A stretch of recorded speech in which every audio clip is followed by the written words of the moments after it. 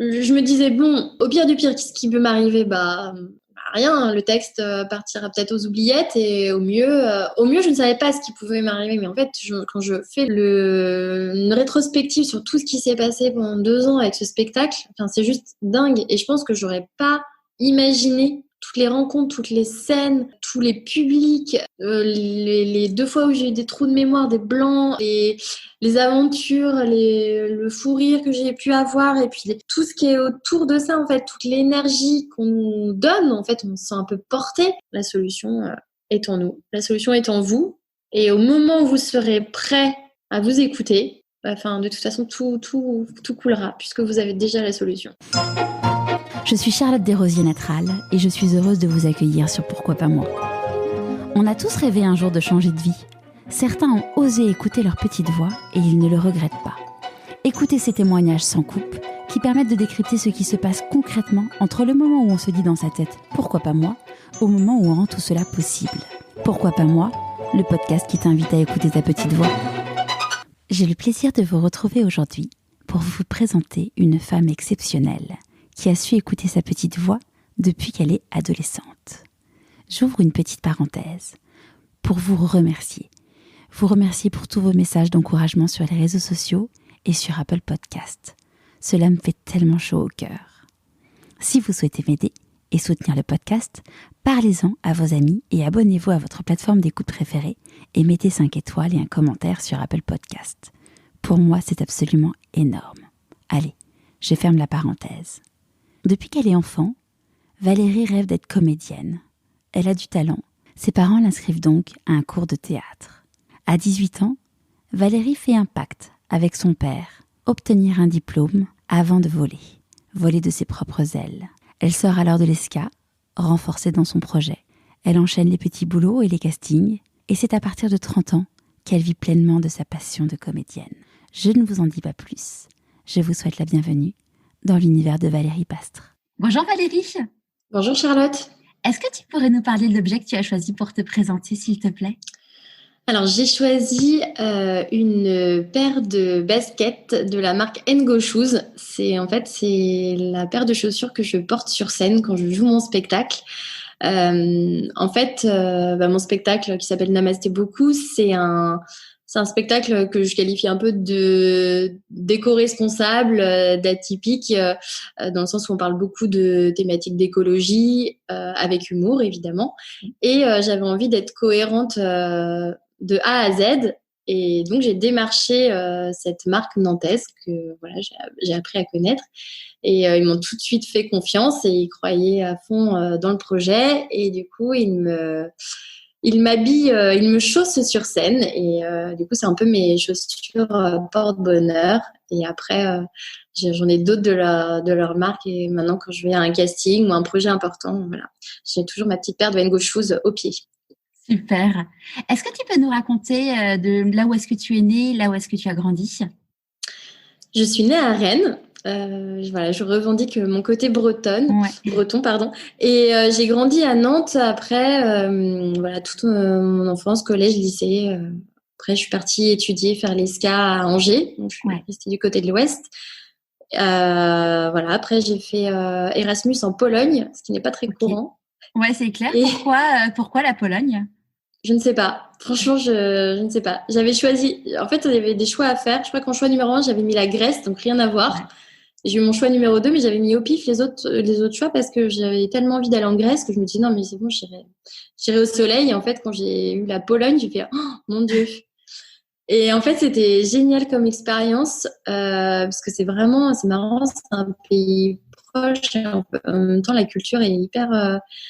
différente et j'avais je cohabitais avec une Polonaise hyper sympa qui m'a appris plein de choses et puis j'ai rencontré aussi de toutes les nationalités là-bas et c'était vraiment top, voilà. Ouais. Donc un beau souvenir et après j'ai fini mes études et j'ai passé 10 ans à Paris.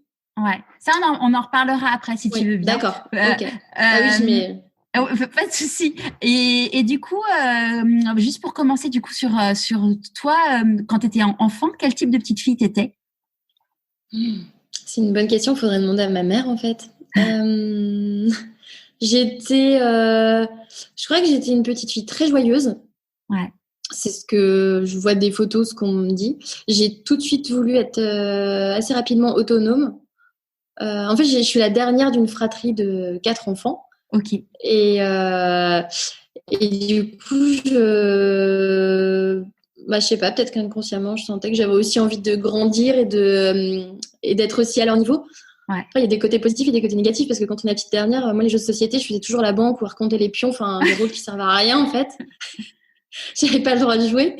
Mais du coup, je sais pas, je pense que je m'inventais aussi pas mal d'histoires, j'écrivais pas mal. Je pense que j'avais aussi mon petit monde parce qu'après, mes frères et sœurs, ils ont vite quitté la maison et je me suis retrouvée seule avec mes parents. Ouais. Et voilà, du coup, je pense que j'étais bien en tout cas dans mes baskets et je me sentais bien. Je me sentais aimée avec après les embrouilles des frères et sœurs, mais c'est normal. Et c'était quoi tes rêves à cette époque-là, quand tu étais petite? Je voulais être danseuse, gymnaste, vétérinaire. Et après, comédienne, c'est venu très vite parce que j'adorais me déguiser. Ouais. Et puis, j'adorais jouer des rôles.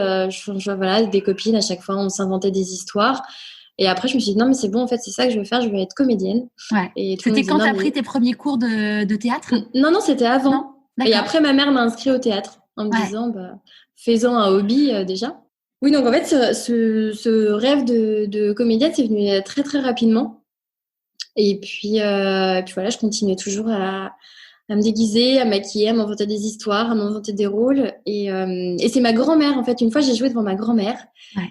Et c'est elle qui a soufflé à ma mère l'idée de peut-être m'inscrire à des cours de théâtre parce que ça lui avait plu. Voilà. Ouais. Et moi, j'ai même pas pensé. Donc voilà, j'étais hyper contente. En même temps, quand on est petit, on sait même pas que ça existe, en fait.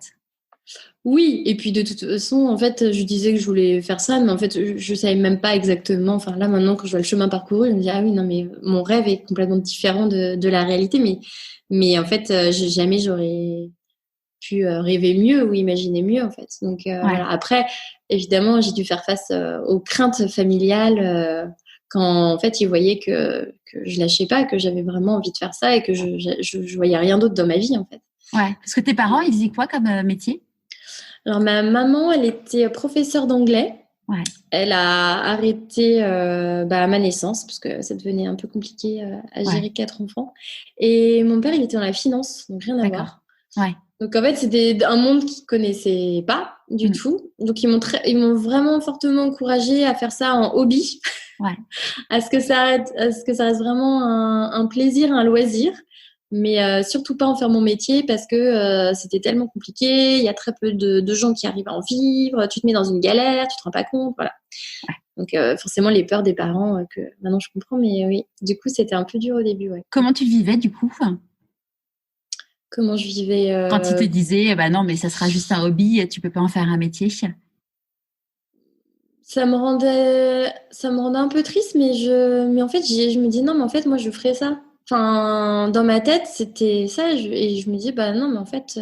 Alors après, on a passé un deal avec mon père. C'était que voilà, je fais des études, j'ai un diplôme, et après, il me laisse faire vraiment ce que j'ai envie de faire. Ouais. Parce que lui, il était persuadé qu'à travers. Donc, j'ai fait une école de commerce, l'ESCA à Angers. Il était persuadé qu'en 5 ans, j'avais le temps de mûrir un autre projet. Il y avait plein de stages dans plein de milieux différents. Que tu allais pouvoir rentrer dans les rangs, quoi. Que j'allais pouvoir découvrir le milieu de l'entreprise, que j'allais pouvoir adorer le milieu de l'entreprise, voilà. Et en fait, plus je faisais de stages, plus ça me confortait dans l'idée que c'était pas fait pour moi, le milieu de l'entreprise, que je trouvais pas ma place, que la mentalité me convenait pas, voilà. Enfin, pourtant il y avait des personnes très chouettes, hein, j'ai fait des belles rencontres, mais c'était pas un milieu voilà, où à chaque fois ça me confortait dans l'idée ok, bah, moi après je serai comédienne. Après j'ai appris aussi, je reconnais, hein, j'ai appris plein de choses dans cette école de commerce qui me servent encore à l'heure actuelle et je pense qui m'ont donné un peu de bagage et des clés aussi pour décrocher mon téléphone, pour pour bien faire, pour démarcher, pour faire plein de choses, en fait, plein de projets privés ou professionnels. Mais en tout cas, voilà, sur le moment, ça a été dur parce que je suis allergique aux chiffres et je suis vraiment nulle en maths, en compta, voilà, j'ai vraiment pas la logique. Donc, c'était vraiment dur, mais je préfère y repenser avec le souvenir, avec des bons souvenirs, mais sur le moment, les partiels, c'était assez compliqué, ouais. Et du coup, donc t'as été diplômée de l'ESCA. À la fin, du coup, t'étais entre guillemets libérée de ton obligation vis-à-vis de ton papa. Oui, exactement. En plus, j'ai fait un mémoire qui n'avait rien à voir avec l'ESCA. Je suis retombée dessus en triant des cartons. J'ai fait un truc sur le cinéma avec l'importance des acteurs bankable et des récompenses pour la réussite d'un film ou non. Donc, en fait, je pense qu'ils me l'ont validé parce qu'ils en avaient, ils disaient, d'accord, elle, on l'a perdue de toute façon, elle ne fera pas autre chose. Ouais. Et oui, après, je me sentais libre. En même temps, je me disais, je ne sais pas comment ça se passe la suite. Ouais. Donc, j'ai repris des cours à Paris, au studio Pygmalion. Et puis, à côté de ça, je travaillais à l'Argus de la Presse, à mi-temps pour aussi travailler, faire des piges. Et puis, petit à petit, après, j'ai commencé à faire des castings. Et du coup, les premiers castings, à l'époque où tu étais à l'ESCA, est-ce que tu as continué à faire du théâtre ? Oui, j'ai continué, je crois, les 2 premières années. Après, j'ai arrêté parce qu'on était souvent en stage ou après, je suis partie en Erasmus. Et puis, après, il y a eu des 6 mois de stage, 1 an de stage. Donc, j'avais mis un peu une parenthèse. Et puis, je pense que j'avais aussi besoin vraiment de me poser peut-être inconsciemment la question. En tout cas, c'est pas l'entreprise qui t'attire, mais est-ce que c'est vraiment les planches et voilà, j'avais aussi besoin peut-être de réfléchir un peu, mais oui, je suis très contente du chemin parcouru en tout cas. Et quand du coup pour les études là pour Pygmalion, c'est tes parents qui t'ont aidé ou c'est ton job à côté qui t'a permis de financer ta formation? Alors, mon père, je crois qu'il m'a offert les 2 premières années. Ouais. Et après, parce que c'était combien de temps? Je crois que c'était 3 ans. D'accord. Et après, donc j'ai continué. Et après, j'ai fait d'autres formations avec Jack Walzer, c'est un coach américain. Et puis en fait, être comédien, c'est aussi se former éternellement pour avoir plus facilement accès à ses émotions, plus facilement accès à tout. En fait, c'est un peu notre outil, c'est nous. Donc, c'est important de continuer à se former. Et après, oui, c'était moi qui continuait parce que je ressentais le besoin. Puis, on peut aussi, j'avais fait aussi d'autres stages de danse, de développement corporel, tout ce qui peut aider dans la vie de comédienne. Ouais.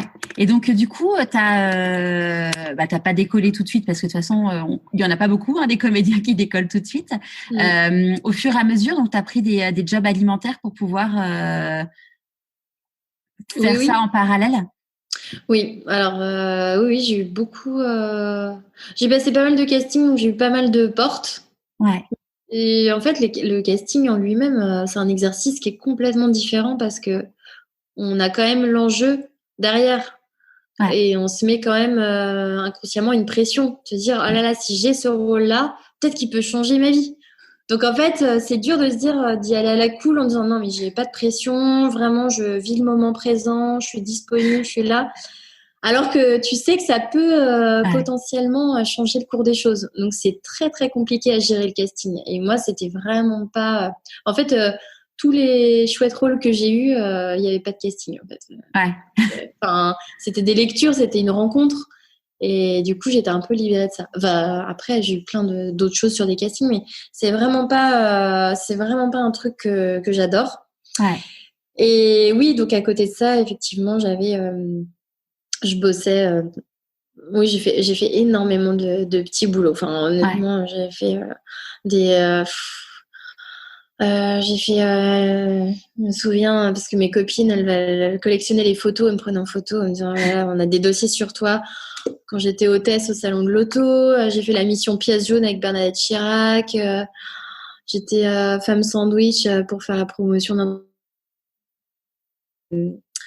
Et à un moment, j'ai une amie, une très bonne amie, une amie d'enfance qui m'a dit « Non mais Valérie, c'est plus possible là, les petits boulots. T'as bac+5, à bac+5, on fait pas ça quoi. » Et en fait, cette phrase-là, de me dire, de dire oui, non, mais c'est vrai qu'il faudrait que je limite les choses, bah, ça m'a donné vachement de force à me dire, à passer des échelons supérieurs en disant non, mais là, ça, maintenant, je refuse et puis je vais me donner encore plus les moyens de faire quelque chose que vraiment, vraiment, ça me permet de me donner confiance parce que c'est vrai qu'à faire des petits boulots et de vivre comme ça pendant 1 an ou 2, ça va, mais après, on se dit, bah, en fait, on peut vite perdre confiance en nous, puis avoir une mauvaise estime de soi, et puis en fait, ça devient un cercle vicieux, et puis après, ben voilà. Et donc, du coup, quand ça a déclenché ça en toi, et donc, qu'est-ce que tu as changé du coup? Du coup, il y a une année où j'ai dit ok, j'arrête les petits boulots, vraiment les trucs dégradants. En fait, c'était de faire des choix, en fait, tout simplement, de pas dire oui à tout. Ouais. Et en fait, c'est dur parce que d'un autre côté, il y a l'aspect financier. Mais je me dis bon, bah non, c'est pas grave, je trouverai autre chose. Je vais faire plus de me donner les. En fait, après, j'avais un rituel du matin. Je me levais le matin, alors que j'avais pas de réveil, j'avais pas de travail, mais je me levais tous les matins, 8h30. Je prenais mon petit déj et j'envoyais 50 CV. Je démarchais pour les castings. Voilà, j'envoyais à tout le monde. J'essayais de faire des rencontres, de provoquer en fait des rencontres, de boire des cafés avec des gens, d'être plus dans le relationnel en me disant peut-être que ça pourra m'apporter quelque chose. Et voilà, de changer 2-3 petites choses. En fait, ça fait qu'on bascule. Même inconsciemment, de se dire en fait je vaux peut-être mieux que ça quoi, donc de croire plus en soi, voilà. Et du coup ça a marché. Du coup, alors ça a marché, c'est un bien grand mot, mais ça a provoqué des super rencontres, d'autres projets, plus de travail. En fait, dans ce milieu-là, le travail c'est vertueux, ça enchaîne le travail. Les gens disent ah, elle travaille, mais moi aussi j'ai envie de travailler avec elle. Donc puis de dire que voilà, d'avoir des rencontres aussi sympas, de parler avec des gens qui sont intéressants, qui sont bienveillants, de faire aussi de créer son cercle de confiance, parce que ce milieu-là est assez spécial quand même. Il peut y avoir de la rivalité, il peut y avoir de la jalousie. Enfin, on s'entraide, mais on s'entraide. C'est vrai qu'au départ, j'avais plus de. Là, d'envoyer des castings à une amie qui est brune aux yeux marrons, je sais très bien que de toute façon, on va pas se piquer de job. C'est vraiment. C'est sûr, on est beaucoup dans le milieu, et puis. Mais je me rends compte qu'il y a beaucoup aussi de personnes vraiment bienveillantes et qui se réjouissent quand les autres ont du travail. C'est ça qui est important. Je pense que quand on est bienveillant avec les autres, la bienveillance nous revient aussi. Voilà. Ouais. Et quand à l'époque, tu as bossé à l'Argus de la Presse notamment, quand tu postulais, tu avais quelle posture en fait l'Argus de la Presse, c'était un poste où en fait je devais regarder des émissions spécifiques et rédiger des petites fiches de synthèse pour les clients. Voilà. Donc, mais en candidatant, tu leur as dit en candidatant, je leur ai dit je veux un mi-temps et je veux.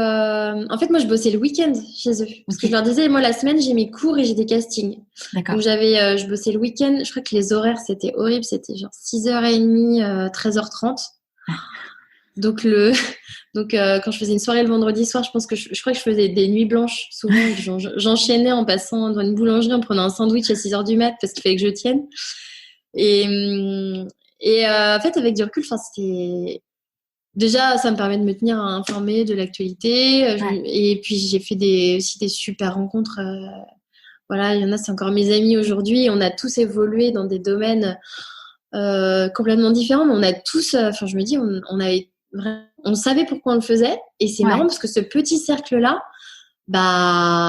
aujourd'hui, par exemple, il y avait Nassira, elle est journaliste, elle est écrivaine, Valentine, elle travaille dans le milieu de la culture. Enfin, on a tous eu en fait cette envie qui ne nous a pas quitté de savoir pourquoi on le faisait, pourquoi on était là. En plus, ce poste, il était quand même, ça va, dans des petits boulots, il était assez intéressant au niveau intellectuel.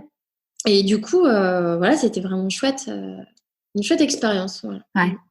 Et d'ailleurs, tu disais bon, que tu détestais les castings. Enfin, c'était vraiment pas le truc où tu t'éclatais. Tu as été toi-même chargée de casting? Oui. Oui, c'est marrant, hein, c'est du coup de se retrouver de l'autre côté. Ouais, alors après, j'ai été chargée de casting pour plusieurs émissions. Euh, alors, il y avait Super Nanny, qui est la plus connue. Après, il y avait des émissions sur les chaînes câblées. Ouais. Et puis, il y a eu des émissions voilà, qui sont pas très intéressantes. Enfin, c'était plus de la télé-réalité, mais sur les chaînes de la TNT. Et oui, je me suis retrouvée à trouver des candidats. Ah oui, j'ai fait 4 mariages pour lune de miel aussi. J'ai fait Qui veut épouser mon fils. De la grande culture française. Ouais, mais c'est ça qui m'a confortée dans l'idée de ne pas avoir de télé chez moi. Je me suis dit, mais en fait, je ne rate rien. Je vois l'envers du décor, ça me suffit.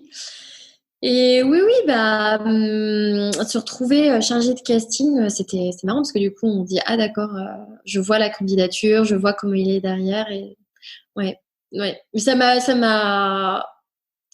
veux pas dire que j'ai détesté faire ça parce que c'est faux et qu'au départ, j'avais un peu voilà, j'étais un peu fière, j'étais de l'autre côté de la télé, je savais ce qui se passait dans les coulisses, j'ai des petites anecdotes croustillantes sur tout ce qui se passait. Mais ça m'a aussi permis de voir les limites voilà, de ce qui se trame, voilà, puis comment les décisions sont prises au niveau de la production pour qu'on choisit telle personne et pas telle autre. Et de me dire que, voilà, de toute façon, même si on réussit un casting, il y a tellement de choses qui ne dépendent pas de nous. On ne saura jamais si c'est notre prestation ou si c'est parce qu'on est trop petite, trop blonde, pas assez blonde, ou si le producteur finalement il a complètement vrillé et changé d'idée. Donc en fait, voilà, il y a tellement de choses qui dépendent pas de nous dans la vie. Enfin, en tout cas, ce qui dépend de nous, le faire au mieux, mais ce qui dépend pas de nous, de se détacher de tout ça et de se dire que de toute façon, voilà, c'est fait, on a donné le maximum et puis après, les dés sont jetés. Voilà. Ouais. Du coup, j'imagine que pour toi, ça a dû être aussi, dans ton métier de comédienne, aussi intéressant de pouvoir te projeter et aussi là-dessus. Oui, tout à fait. Et puis aussi de me dire, mais ça, me le disais chaque jour, enfin, chaque matin quand je me lève, que, en fait, j'ai la chance et moi, je considère ça comme une chance parce que je suis assez sereine de ce point de vue-là, mais de me dire que tous les matins, en fait, je suis vraiment actrice de ma vie. C'est que si j'ai du boulot, bah, c'est parce que j'ai fait la rencontre ou j'ai postulé au bon moment, ou j'ai passé le bon casting qui allait bien. Et de me dire qu'en fait, moi, tous les jours de ma vie, si ça se trouve, je peux demain avoir Enfin, j'en ai déjà eu des beaux rôles, mais de me dire, voilà, ou monter mon spectacle, ou voilà, faire des rencontres. Enfin, il y a eu des rencontres vraiment incroyables qui ont fait aussi changer ma vision des choses ou qui m'ont propulsée tout d'un coup. Je pense notamment à mon spectacle. Ouais. Et voilà, moi, de me dire que chaque jour que j'ai la chance de vivre, de me dire tous les matins, en fait, aujourd'hui, je vais me donner tous les moyens de démarcher, de regarder ce qu'il y a comme projet, quel réalisateur je pourrais contacter, même ne serait-ce que pour les rencontrer. En fait, c'est pas forcément en ayant justement une idée derrière la tête, mais de provoquer des rencontres, de pouvoir échanger. Je pense que c'est très important.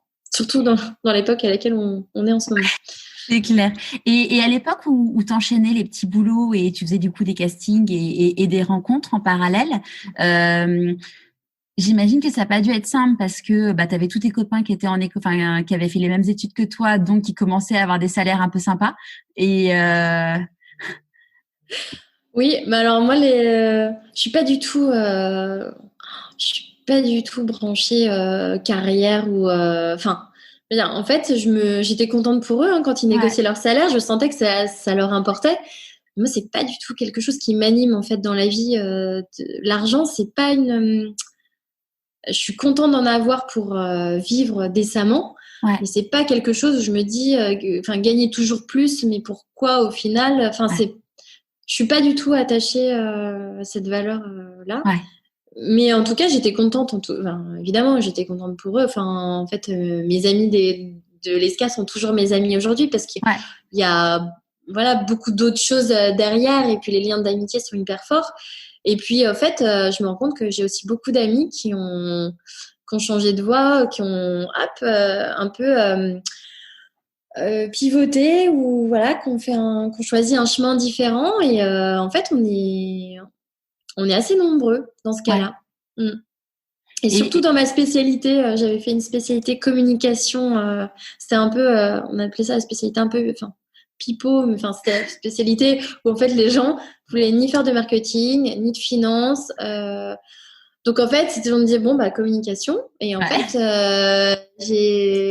dans ma classe, je me rends compte, on a quand même maintenant un de notre promo qui est devenu qui fait du diabolo et qui joue au cirque Totem.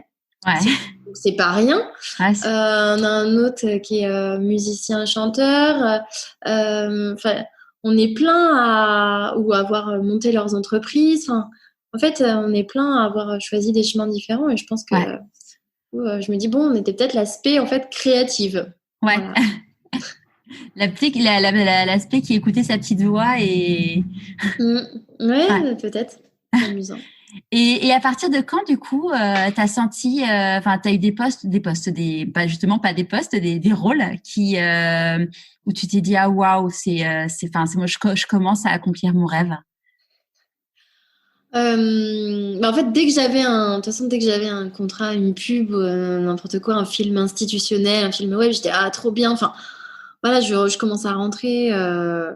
Après, je crois que j'ai jamais mis tous mes œufs dans le même panier. J'avais envie aussi de remonter sur scène, donc je commençais aussi à faire du théâtre et c'est très très différent parce qu'au départ je me disais non, maintenant je vais faire que de l'acting, que devant la caméra. Et en fait, tu te rends compte, c'est pas du tout le même jeu. Et puis, tu as beaucoup plus de spontanéité et de rapport avec le public quand tu es sur scène. Donc Et puis, ça commençait à me manquer.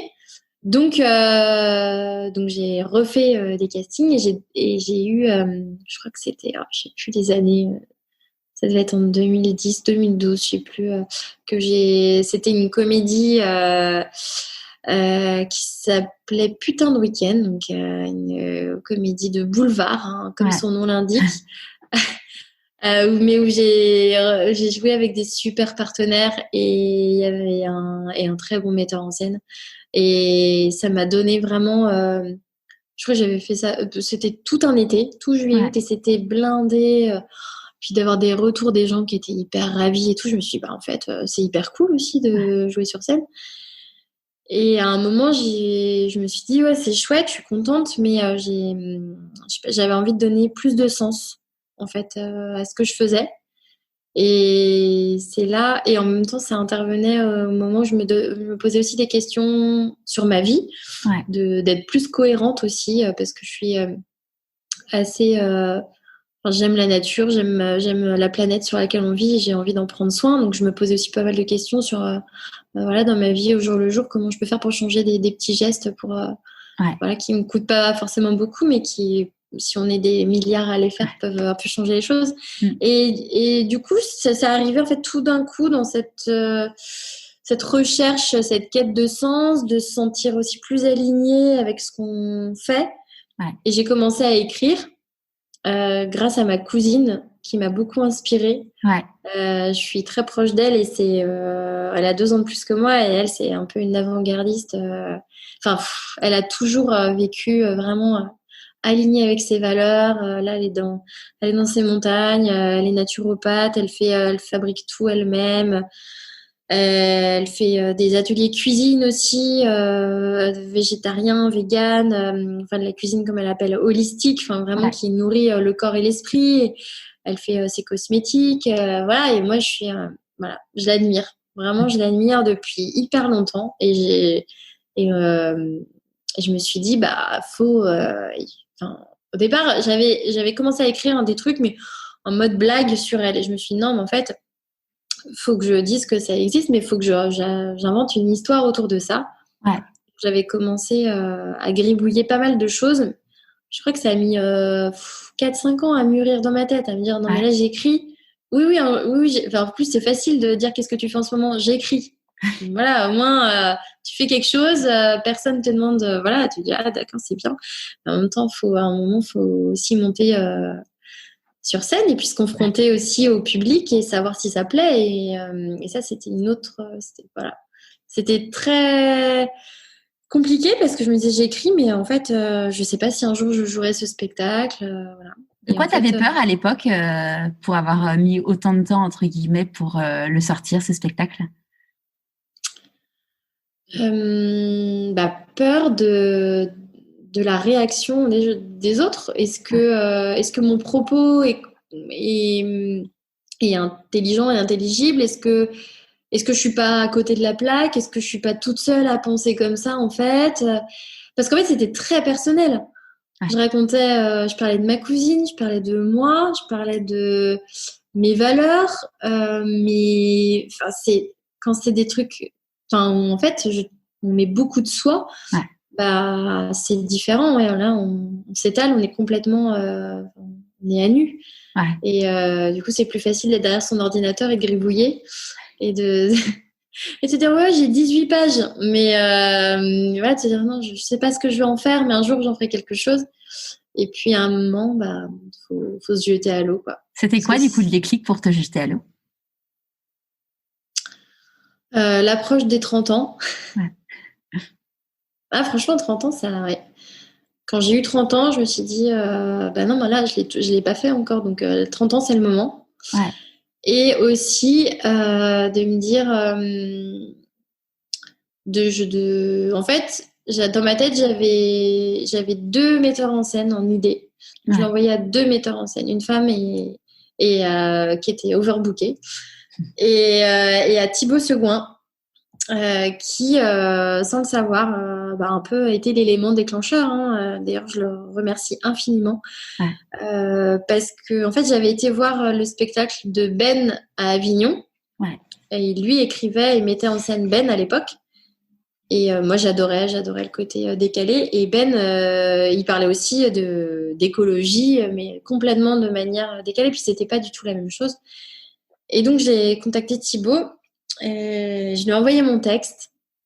Et là, j'ai pas eu de réponse pendant, je sais pas, ça m'a semblé hyper long. Je pense que c'était au moins 8 jours. Ouais. Les jours, je regardais, j'étais oh là là là là là là. J'étais c'est bon, c'est mort. Voilà, je vais faire autre chose. Je suis ratée. Et au bout et 2 jours après, il m'a répondu.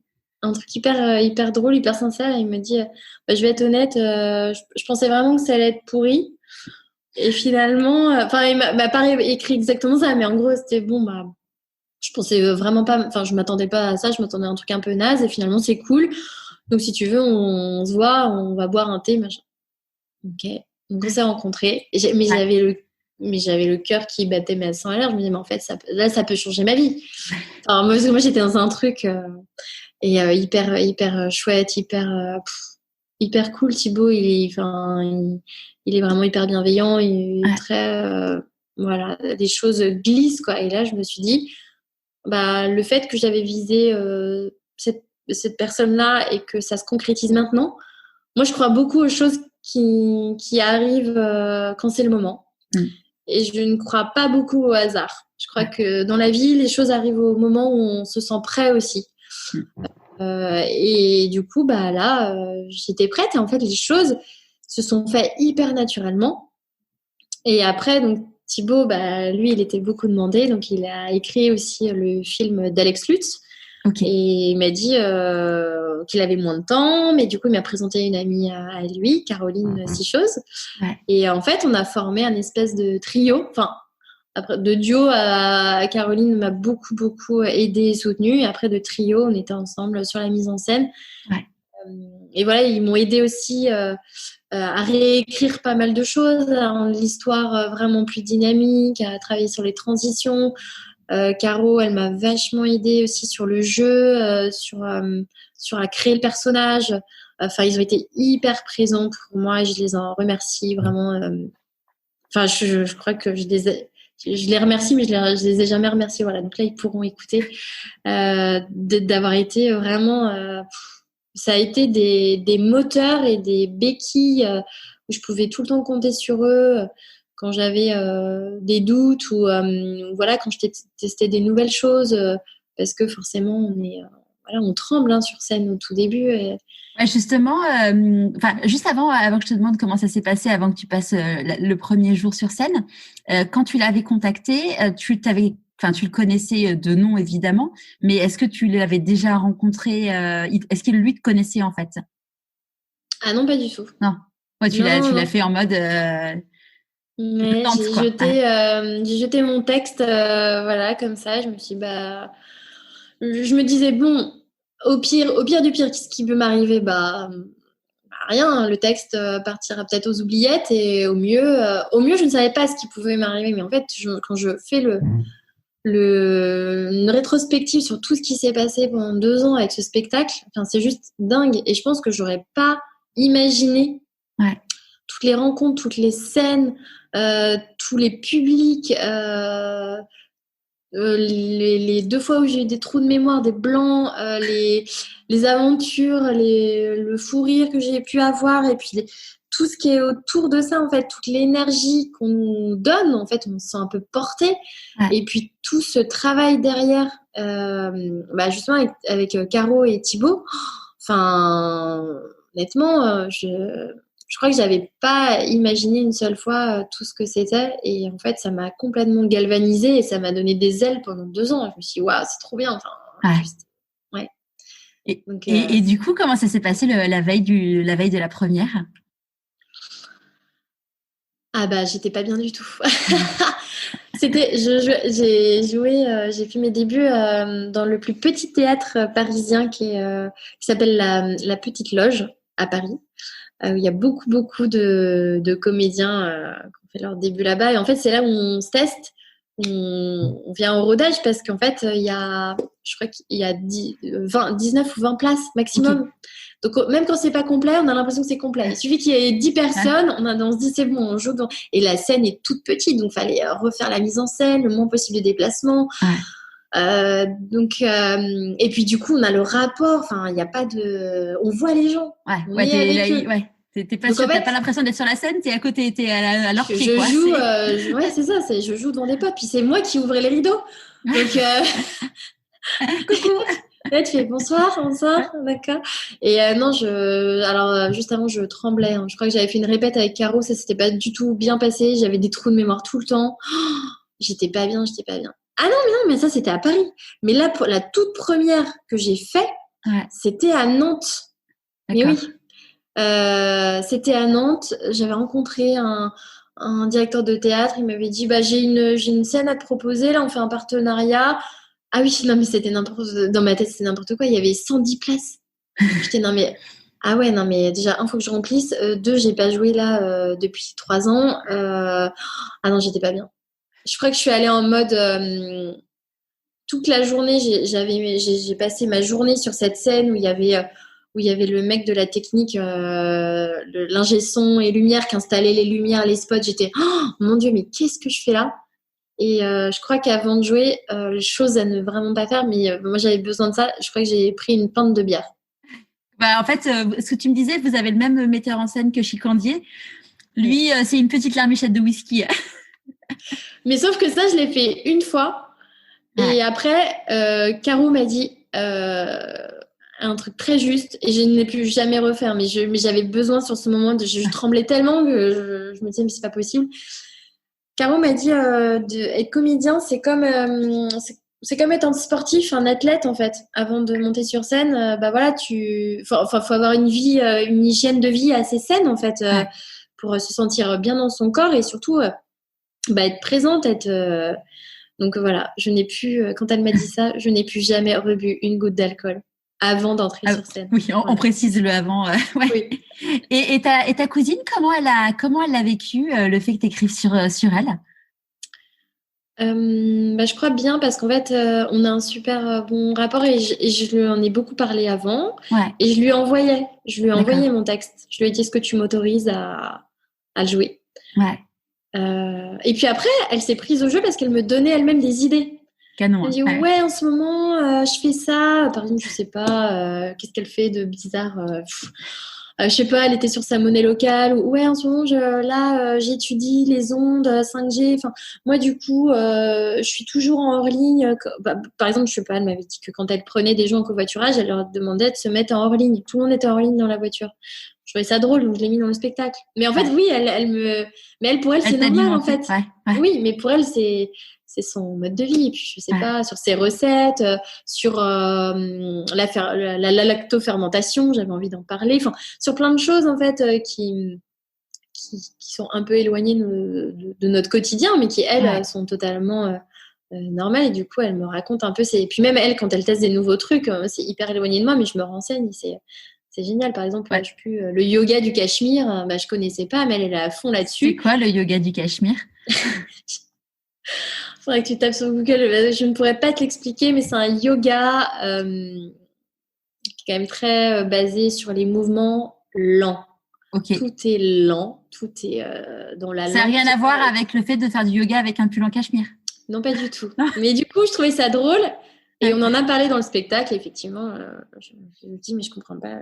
Mais et elle l'a très, très bien pris. Elle me soutient à fond, Marion. Et en fait, elle m'avait juste dit, ouais, est-ce que tu pourrais juste changer mon prénom? Ouais. Et en fait, j'ai essayé avec d'autres prénoms et ça marchait pas parce que moi, quand je l'appelle dans mon spectacle, j'ai vraiment sa tête, j'ai son image et elle est là avec moi, en fait. Ouais. Et en fait, on n'a pas le même nom de famille, donc je lui ai dit, est-ce que vraiment ça dérange? Parce que moi, ça m'aide énormément de t'appeler voilà, par ton prénom. Et après, et elle l'a vu, elle m'a vu jouer. Ouais. Et ça l'a bien fait marrer. Donc voilà, là, je suis contente, quoi. Et, puis, et les retours étaient hyper positifs et j'avais l'impression, voilà, avec ce spectacle, d'être complètement, de me sentir vraiment alignée. Voilà, j'avais un spectacle qui avait du sens pour moi, hyper personnel. Et en même temps, je trouvais des échos tout le temps, des gens qui me disaient à la fin du spectacle, ah mais c'est génial, mais moi ça y est, là je commence à manger moins de viande. Alors que je donne pas du tout de leçons ni de conseils, hein. Chacun fait bien ce qu'il veut. Voilà, c'est tellement compliqué aujourd'hui déjà avec tout notre quotidien.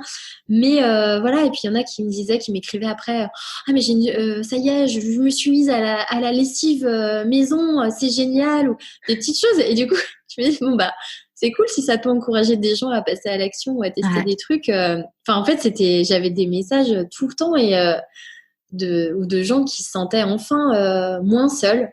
Ouais. Qui disaient, mais ah là là, c'est génial un spectacle comme ça. Faut vraiment que mes parents aillent te voir parce que moi, ils comprennent pas du tout pourquoi je fais des trucs moi-même ou pourquoi je me bats contre le plastique. Voilà, donc j'avais voilà. C'est pas du tout. Je considère pas du tout mon spectacle. Il est pas du tout. Enfin, on s'est un peu éloigné de ce truc. Il est pas militant. Ouais. Dans le sens où voilà, il est très ouvert. Moi, je dis, je joue le personnage d'une Parisienne qui pète les plombs, qui fait un burn-out de sa vie parisienne, qui va chez sa cousine et qui découvre un monde parallèle. Ouais. Et donc, voilà, j'étaye, voilà, je dis tout ce que je découvre. Mais il y a aussi plein de choses, voilà, de questions que je me pose, de remises en question, voilà, donc, qui peuvent parler. C'est vu avec un prisme, en effet, de Parisienne que tu étais à l'époque. Et ça, du coup, c'était tu l'as lancé en 2018 ?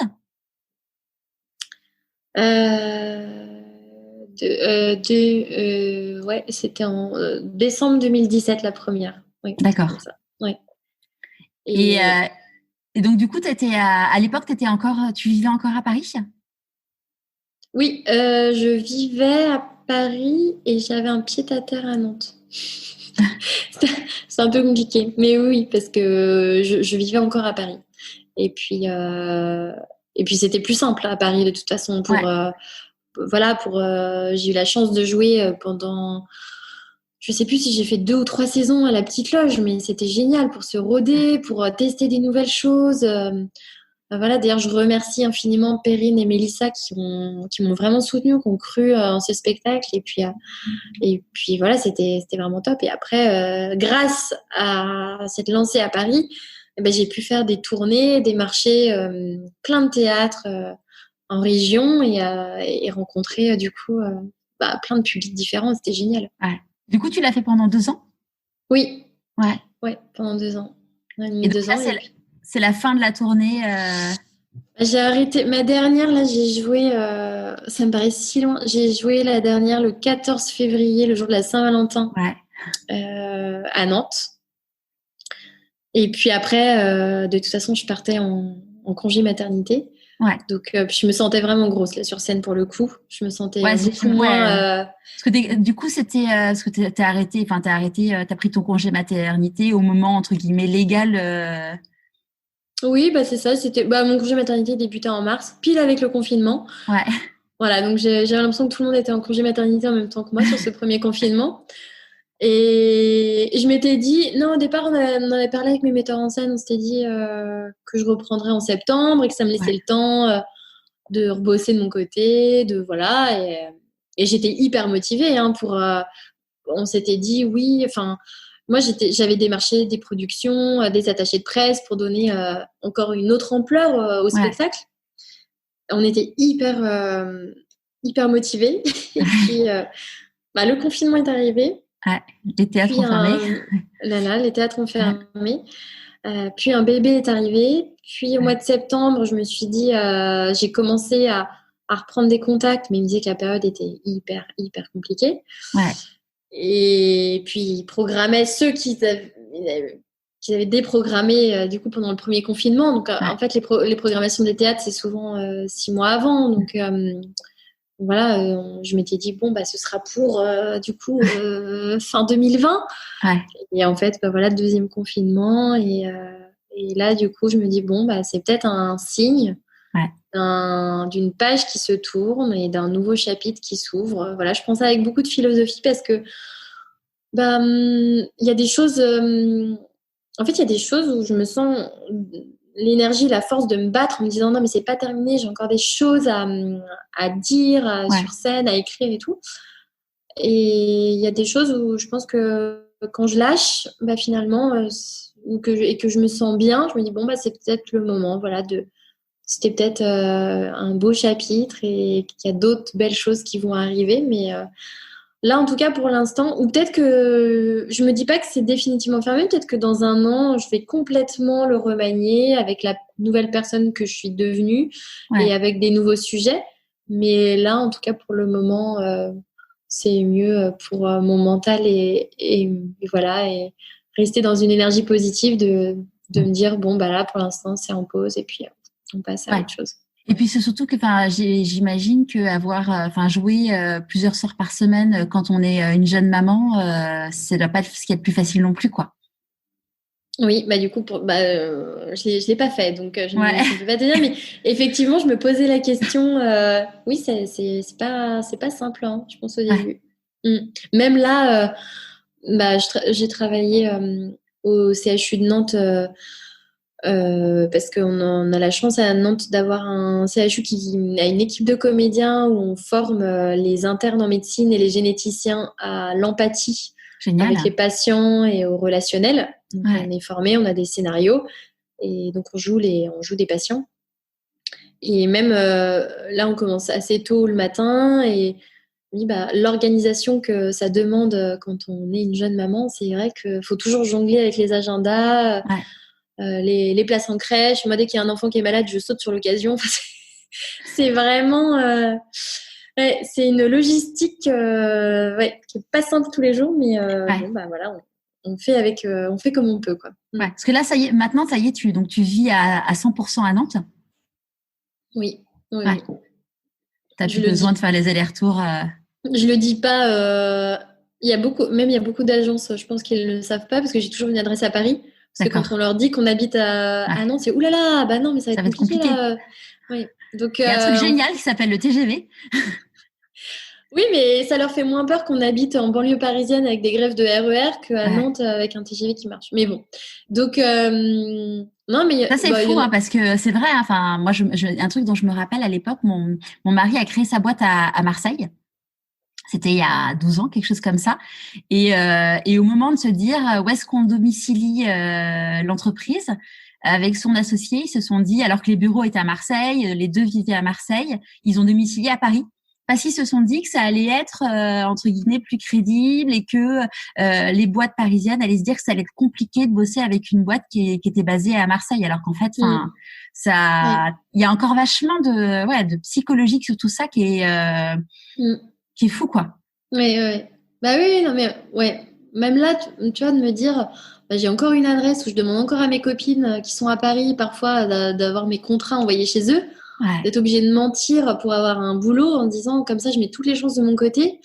C'est dommage, hein, mais bon, malheureusement. Après, quand j'ai des relations de travail ou quand c'est des studios, par exemple, de voix off où je travaille beaucoup avec eux, ils le savent, il y a plus de problème. Mais ouais, c'est vrai qu'au début, quand c'est des personnes qu'on connaît pas.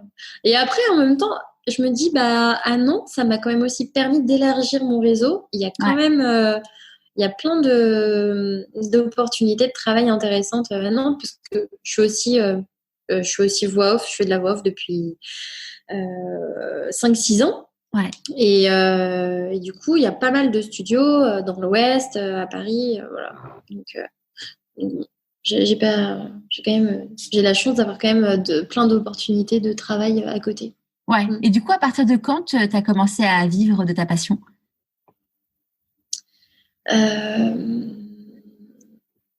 Alors, à ne faire que ça, je pense à 30 ans. Ouais. À 30 ans. Ça a été un vrai déclic, hein, ce 30 ans. C'est 40, toi, c'était 30. Ouais. Oui, parce que moi, je me suis toujours dit, en sortant de l'ESCA, au départ, je m'étais dit, allez, je me donne 5 ans, dans 5 ans, je fais un bilan. Donc, on est sorti de l'ESCA, j'avais 23 ans, je crois. Et à 28 ans, j'ai fait un bilan. J'étais pas bien. Hein. Je voyais tout ce que j'avais fait, mais je voyais pas les choses. Je suis d'une nature assez impatiente et du coup, c'était dur ça m'a vachement appris à prendre sur moi, à me dire que oui, il faut du temps et surtout, je pense que j'étais beaucoup à l'époque dans la comparaison. Ouais. De regarder ce que mes copines comédiennes, oh là là, elles bossent plus, oh là là, on a le même physique et en fait, c'est elle qui est prise tout le temps. Enfin, et c'est des choses en fait qui, déjà, j'ai appris à me détacher de tout ça. En fait, déjà, la comparaison, ça fait mal et ça sert à rien. Puis chacun a son chemin de vie différent, mais c'est hyper dur à la base de pas se comparer, surtout dans ces métiers-là. Et du coup, oui, ça m'a. Donc, premier bilan à 28 ans, deuxième bilan à 30 ans. Je me suis dit, non, mais à 30 ans, c'est bon, faut que ça. Voilà, je vais pas. Enfin, déjà à 28 ans, je me disais, bon, je suis contente parce que je ne me considère plus comme une galérienne. Donc, il y avait des petits pas de franchis, mais ça prend beaucoup de temps hein, dans ce métier. Et je compare souvent ça, comme dans le métier de monter sa boîte. En fait, être comédienne, c'est un peu monter sa boîte parce que c'est toi qui fais tout aussi. Tu fais ton CV, tu fais ta compta, tu fais tes rendez-vous. En fait, tout repose sur toi et c'est vrai que c'est d'un côté c'est hyper positif parce que c'est d'être son moteur, de dire qu'on a des comptes à rendre à personne et de l'autre côté ça peut être parfois un peu stressant, un peu flippant en disant non mais là c'est un peu chaud quoi. Mais et après oui en fait je pense que c'est à 28 ou 29 ans où j'ai eu pour la première fois mon statut d'intermittente. Ou un peu, 28 ans je pense. Et là, pour pouvoir l'avoir, il faut cumuler un certain nombre d'heures travaillées, c'est ça? Oui, c'est ça, c'est 507 heures en 12 mois. Après, ils l'ont fait en 10 mois, maintenant ça revient en 12 mois. Alors, ça peut paraître pas beaucoup, 507 heures, mais en fait, ça veut dire 5 cachets par mois et 5 jours de boulot par mois. Quand on est comédien, c'est beaucoup parce qu'en fait, il y a beaucoup de temps où on passe en répétition qui sont pas payées, où on passe à passer des castings, c'est pas payé, la création, c'est pas payé. Enfin, tout le boulot derrière d'écriture. En fait, je comprends les gens qui ont l'image de comédiens qui font pas grand-chose et tout, mais c'est vraiment... il y a tellement de choses derrière qu'on fait, ou même de projets bénévoles, de dire, non, en fait, là... les gens, ils n'ont pas d'argent, mais j'ai envie de le soutenir, j'ai envie de faire quelque chose, j'ai envie de participer à ton projet de court-métrage parce que ça parle, je sais pas, des violences faites aux femmes, ou que ça parle de la maladie et que ça me touche, ou n'importe quoi. Enfin, il y a beaucoup de choses qu'on fait gratuitement où on dit, non, parce que ça me touche et ça m'importe. Et en fait, c'est important aussi, je trouve, dans nos métiers, on a de la chance de pouvoir porter des messages, de pouvoir... toucher les gens d'une autre manière et aussi je trouve ça important de se dire qu'on fait pas ça que que pour l'argent, quoi. Enfin, Ouais. de dire que ça, c'est, voilà, on fait parce que le projet nous touche, nous parle et on le fait avec plaisir parce qu'on a envie de soutenir quelque chose qui nous tient à cœur. Je trouve ça beau et Ouais. je trouve ça, voilà, ça fait sens et puis ça donne un peu foi en l'humanité. Voilà. Ouais. Après, c'est, oui. Oui, non, vas-y. Non, après, je pense parce que ma mère me disait souvent, non, mais tu vas pas vivre de bénévolat, Valérie, tu ne peux pas vivre gratuitement. Donc voilà. Ouais, c'est un grand sujet. Ouais. Et du coup, justement, tes parents, comment ils ont vécu toute cette phase, justement, où c'était les petits boulots et puis après l'ascension?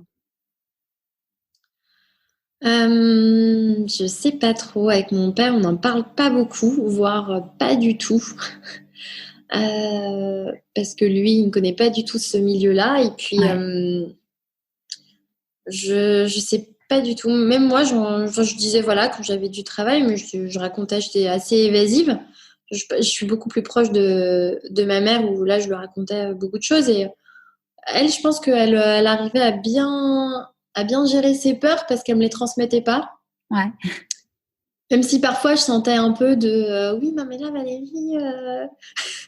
Enfin, voilà, elle s'inquiète comme je pense les parents du monde peuvent s'inquiéter pour leurs enfants au début parce qu'ils disent bah là maintenant c'est une adulte et il faut qu'elle bosse et voilà et puis je pense que là le fait d'avoir mon spectacle, de le jouer et puis d'avoir fait tellement de choses en parallèle, voilà, je pense qu'ils sont plutôt sereins maintenant là-dessus, mais c'est vrai que non, mon père, c'était plutôt l'aspect financier. Il me demandait toujours, il me dit, ça va, t'as un peu d'argent sur ton compte quand même.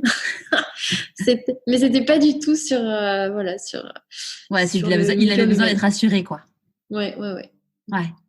Et si demain, peut-être pas tout de suite parce que ta fille elle a 7 mois et demi, si quand elle a 15 ans, 16 ans, elle te dit bah maman, moi je veux faire un métier qui la norme ne considère pas comme sérieux, est-ce que tu as une idée de comment tu l'accompagneras? Bah, je lui ai tout. Là, je lui dis, c'est marrant parce que même quand elle dort ou quand elle est dans mes bras, parfois je lui dis, bah moi je suis là pour te guider dans la vie, je suis là pour être à tes côtés et tu peux faire tout ce que tu veux. Je serai toujours là. Enfin, je suis vraiment dans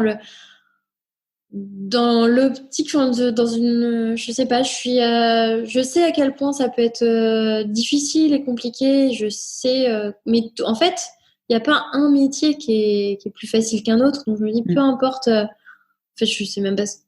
Mais je me dis même, enfin, sortir des chemins tracés. Enfin, en fait, moi, je considère que c'est un peu, enfin, c'est une chance en fait que moi j'ai eue. Et je me dis, bah n'importe quel. Non, en fait, peu importe les choix ou la voie qu'elle choisira, en fait, je lui dirai jamais non. En fait, moi, ce que j'ai eu de mes parents qui avaient peur, donc ils exprimaient non au début, jamais je lui dirais non, c'est pas possible ou non, ça, je te le conseille pas. Ouais. C'est vraiment le truc où je me dis ça, je veux pas me louper là-dessus. Ouais. Je dirais toujours, je serai à l'écoute et j'essaierai de l'accompagner au mieux et je serai toujours là, mais je dirais jamais que c'est une idée stupide ou que ça ramène pas d'argent. Enfin, de transmettre ces angoisses de peur de parents, ça c'est un truc que j'ai pas du tout envie de reproduire en tout cas. Ouais. C'est quoi pour toi la réussite?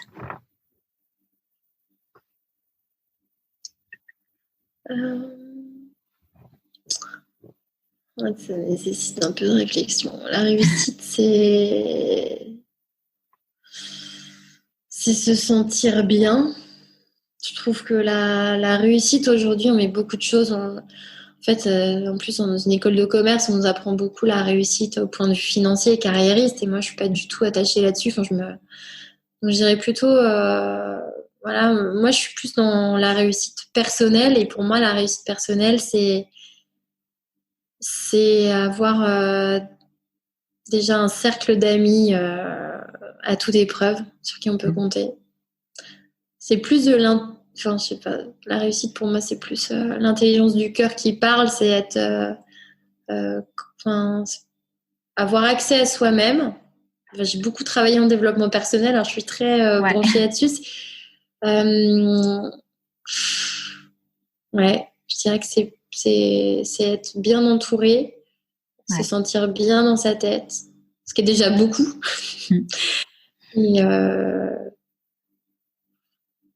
Et après, sur les projets, moi, j'ai eu aussi la chance d'avoir réalisé des projets sportifs. Ouais, justement, je voulais qu'on en parle. Et ça, je considère ça comme une vraie réussite parce que c'était des gros challenges.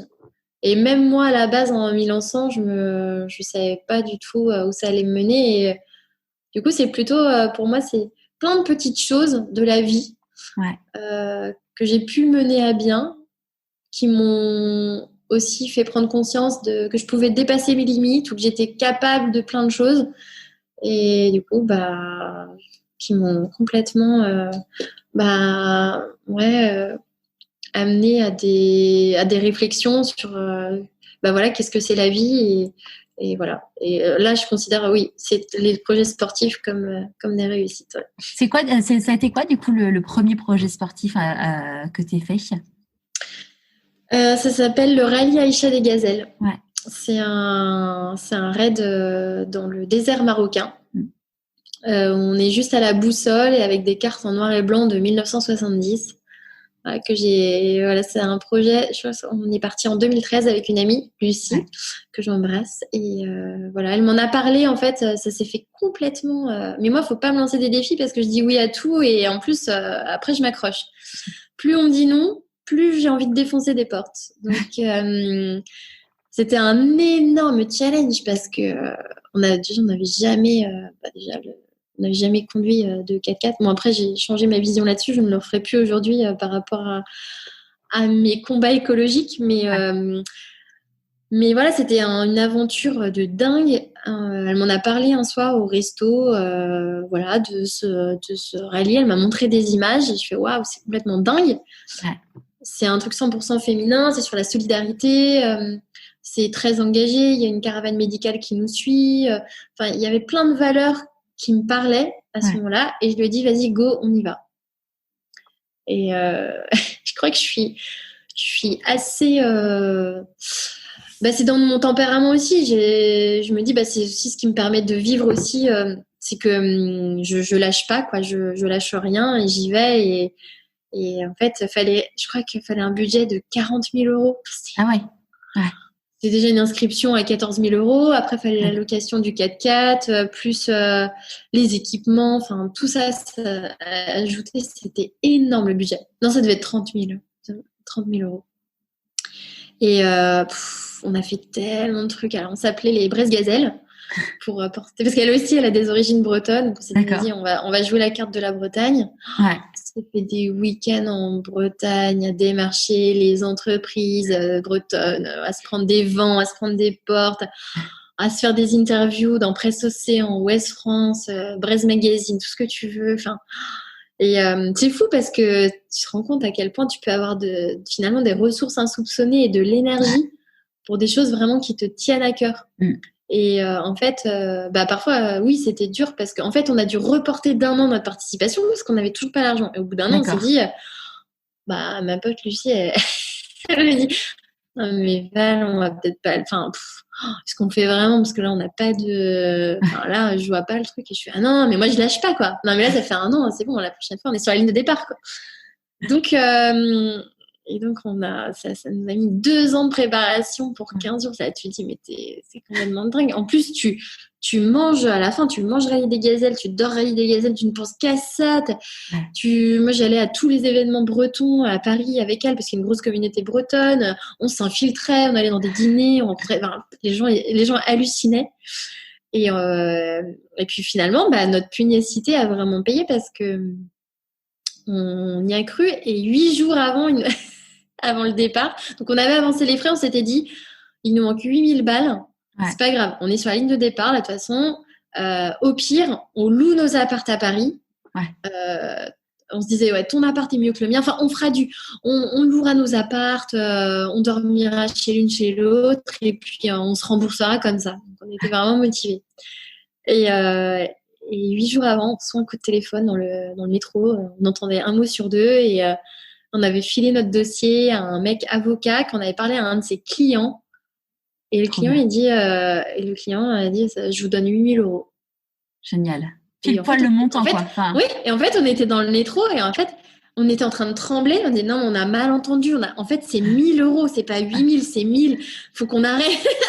Et il nous avait donné rendez-vous après, place de l'Opéra, dans un super hôtel pour signer le contrat. Il y avait toute son équipe. C'est pour être partenaire principal. On a dit mais merde, faut qu'on floque tout le 4x4. On a 5 jours pour le faire. Voilà. Et c'était effectivement cette somme qui nous manquait. C'est fou. Et on s'est dit incroyable. Ouais. Enfin voilà. Donc on était folles, quoi. On était dingues. Donc, voilà. Et t'as fait aussi le raid Amazon?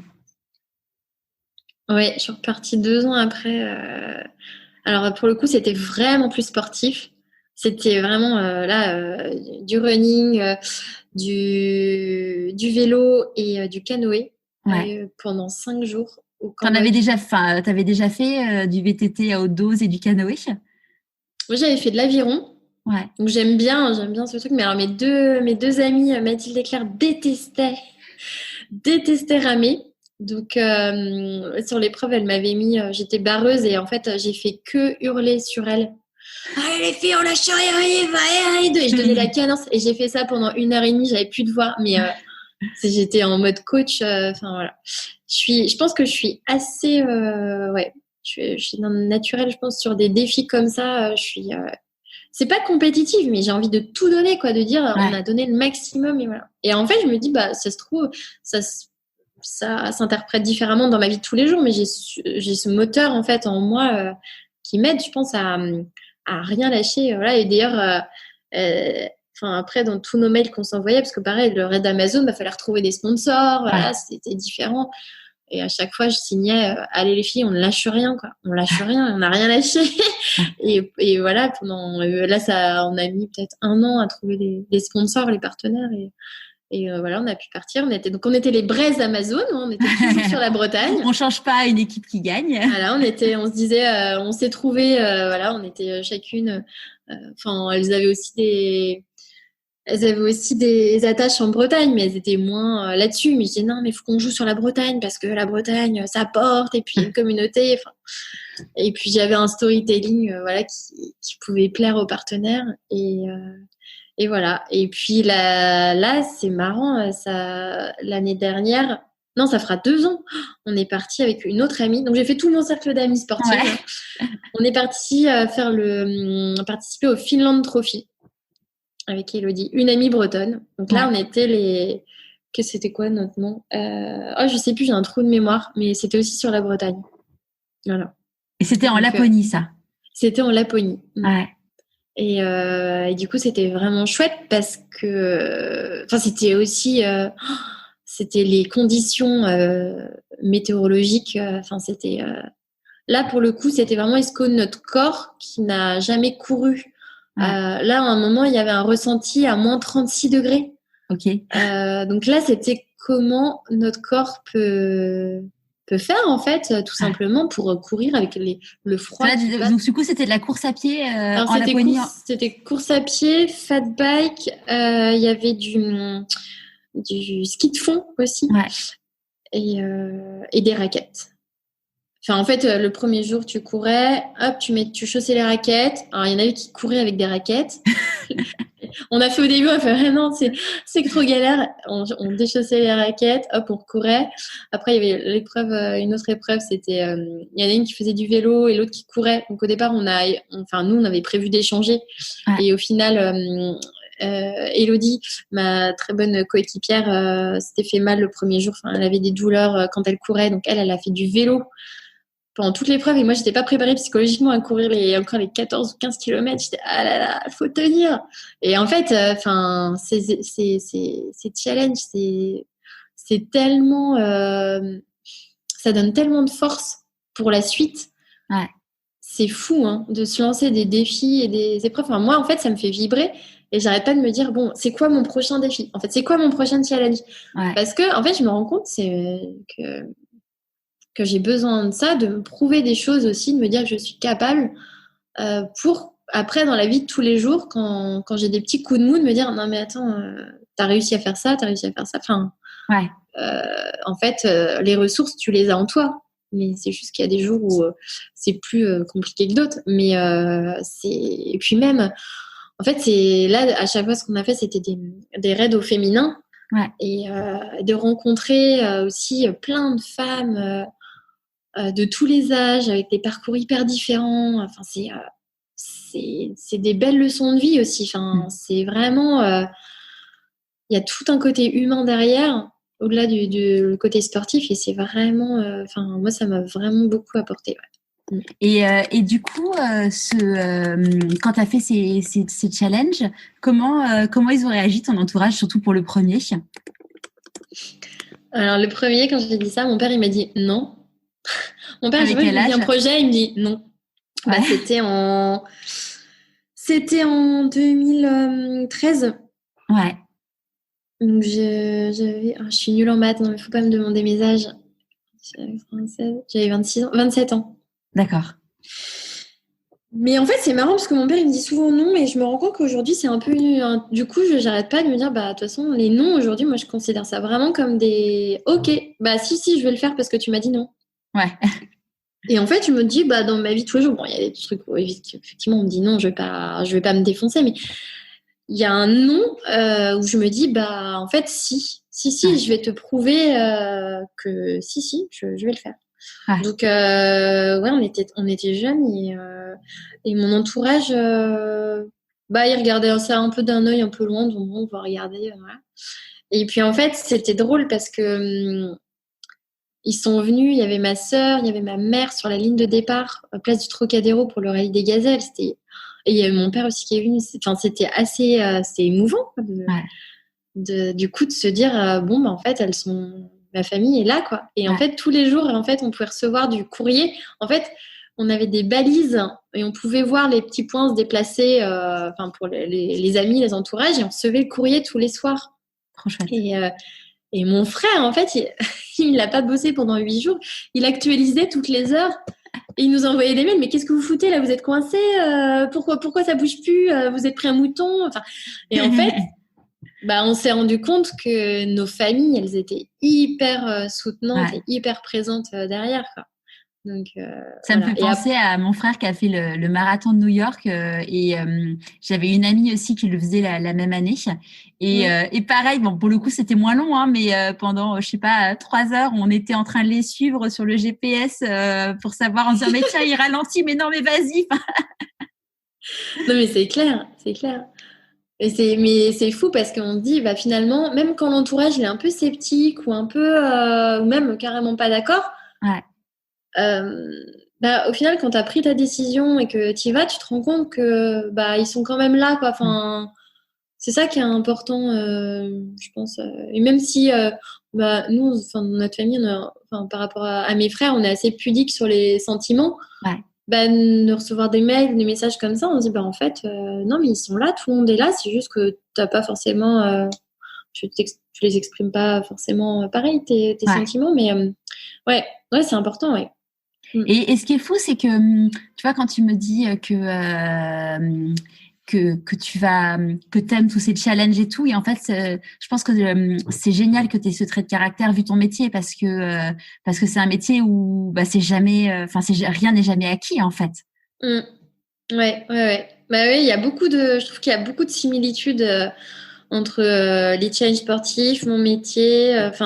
C'est clair que bah en fait ces challenges-là que j'ai eu la chance de faire, mais enfin je me dis bah en fait on s'est vraiment donné les moyens. Enfin on a vraiment ramé, on a sorti tout ce qu'on pouvait en ressources, en énergie, en tout en fait pour trouver des partenaires, trouver des soutiens, pour s'entraîner aussi, parce qu'au niveau sportif, il faut aussi avoir... je me souviens, pour le raid Amazon, on se complétait vachement. On était 3, puis Claire, elle est très, très sportive et elle nous avait fait un planning. C'était notre coach sportive. Moi, j'étais la coach en mode sponsor, et puis Mathilde, elle s'occupait de tout ce qui était... les contrats, l'aspect administratif, elle était hyper carrée. Mais du coup, on était hyper complémentaires, et c'est vraiment chouette aussi de faire des aventures comme ça avec ses amis parce que en fait, on se redécouvre et on partage des choses complètement incroyables, dingues, et en fait, ça crée du lien, enfin vraiment différemment. Et aujourd'hui, c'est mes amis, on a vécu ce truc en plus. Que personne ne pourra nous enlever et qui est hyper précieux, et on se dit c'est hyper chouette de cette redécouverte, de cette manière d'avoir vécu ça, quoi. C'est vraiment cool. Et du coup aujourd'hui, donc tu vis de quoi? Donc tu as des voix off, oui. Tu fais du coaching aussi pour des dirigeants? Oui, j'en ai fait un peu. J'en fais moins maintenant parce que à un moment j'avais beaucoup de choses et je voulais un peu me recentrer. Je pense que en fait, c'est un peu une force de vouloir faire plein de choses, et en même temps, à un moment, faut aussi dire non, mais qu'est-ce qui est important, et de prendre le temps de dire vers où on veut aller. Donc les voix off, oui, j'en fais beaucoup et j'aime vraiment beaucoup ça. Et pareil, en fait, c'est des choses qui me sont arrivées parce que j'avais pas du tout cette idée de faire des voix off. Et un jour, c'est mon prof de théâtre au studio Pygmalion qui m'a dit Valérie, t'as tout le temps la voix cassée. C'est vrai que j'ai une période de ma vie où j'étais même hyper souvent aphone, et mes parents pensaient que c'était parce que je faisais trop la fête et que je criais trop, et voilà. Et en fait, j'ai vu une super phoniatre qui m'a dit qu'en fait non, j'avais des nodules, donc c'était un défaut en fait de respiration, et à force de forcer, d'avoir une mauvaise respiration, de mal parler, voilà. Donc j'ai fait de la rééducation de la voix. Et c'est à partir de ce moment-là où je me suis dit en fait, pourquoi je ferais pas un stage de voix off, vu qu'une fois par an, quand t'es comédien, que t'as ton statut, tu peux faire une formation. Et j'ai fait un stage qui s'est hyper bien passé, j'ai adoré, et l'intervenant principal m'a dit mais qu'est-ce que tu fais là? Tu devrais déjà bosser en studio. Ah bon, ok. Et en fait, j'ai hésité. En fait, pour démarcher, il faut une maquette. Et une maquette, ça coûte de l'argent. Donc, à chaque fois, c'est la question, est-ce que je mets mon argent là-dedans? Je me suis dit, bon, ok, là, je vais au bout du truc. J'ai fait la formation, j'ai fait une maquette. Donc, j'avais mes outils. Je me suis inscrite sur le site Casting Machine, qui regroupe des milliers de voix off. Donc là, tu te dis, bon, je suis un petit poisson noyé au milieu de l'océan. Et finalement, j'ai commencé à bosser comme ça. Puis après, j'ai démarché. Alors là, j'avais fait une liste. Je suis quand même un petit. Quand j'ai une idée en tête, je vais jusqu'au bout. Donc, j'avais fait la liste de tous les studios à Paris d'enregistrement. Je les ai tous contactés avec des mails personnalisés, avec un petit mot sympa, une petite photo, ma petite maquette, un petit. Je peux passer, j'habite à côté, on peut boire le café. Et au final. Après, je sais pas, j'ai démarché comme ça, avec d'envoyer des CV, des choses comme ça, tous les jours, mes maquettes, mes voix off et tout. Et puis au bout de 3 mois, ça a commencé à bien prendre. Et puis alors au départ, j'ai un peu le syndrome de l'imposteur en studio, parce qu'en fait, c'était tellement facile. Au bout de 2 prises, il me dit c'est super. Ah, oui, mais non, mais je peux pas avoir un contrat et partir au bout d'une demi-heure, quoi. Et en fait, je me sentais pas bien, je me sentais pas légitime, et je me dis non, mais ça peut pas être si simple que ça. Donc j'ai quand même continué à avoir des cours de chant, et puis je fais aussi maintenant beaucoup de voix d'enfants. Donc j'essaie de moduler, j'essaie de. Ça fait quoi là, si tu racontes, si tu nous parles là en mode voix d'enfant? Je vais parler comme ça, et puis je vais. Voilà, ça. Après, ça peut en faire beaucoup d'autres, mais voilà. C'est plein de. C'est de moduler, puis je fais des voix de petits garçons aussi, parce que souvent c'est les femmes qui font des voix de petits garçons. Ah bon? D'accord. Oui, en même temps, oui, c'est cohérent, parce que les petits garçons n'ont pas mué. Et du coup, voilà, ça a commencé comme ça, et puis ça a bien pris, et puis j'ai travaillé sur des beaux projets, donc je me disais, c'est chouette, donc voilà, je suis contente. Voilà, après, j'ai aussi fait les choses, je me dis, pour que ça marche, évidemment. Mais ça aurait pu ne pas prendre et ne pas marcher. Et je me suis dit, mais au moins, j'ai toujours ce truc en moi de me dire, je vais au bout. Je vais au bout des choses. Si ça marche pas, c'est que c'était pas pour moi, que ça devait pas se passer comme ça. Et puis, si ça marche, tant mieux. Et puis je continue, voilà. Qu'est-ce que tu penses que la petite Valérie de 6 ans dirait si elle te voyait aujourd'hui? Ah, c'est une bonne question. Elle dirait, ah là là, c'est cool, t'es allée au bout de tes rêves. Et en même temps, tu pensais vraiment pas que ce serait ça, la vraie vie de comédienne. Ouais. Parce que, parce que moi, à 6 ans, je voyais la scène, les paillettes, voilà, tu joues, tu fanfaronnes. Et puis, le travail derrière, c'est beaucoup de travail, d'investissement, de remise en question, de plein de choses. Mais je pense que la petite fille de 6 ans, ouais, elle dirait qu'elle est assez contente de voir le résultat maintenant. Ouais. Ouais. On dit que quand il y a des choix, il y a des renoncements. C'est quoi, à toi, du coup, tes renoncements? C'est marrant, oui, parce qu'on m'a souvent dit choisir, c'est renoncer. Et moi, au départ, quand on m'a dit ça, j'ai fait non. Non, c'est faux. C'est faux, je ne peux pas choisir et je renoncerai pas. Et du coup, je ne sais pas quoi dire à cette phrase parce que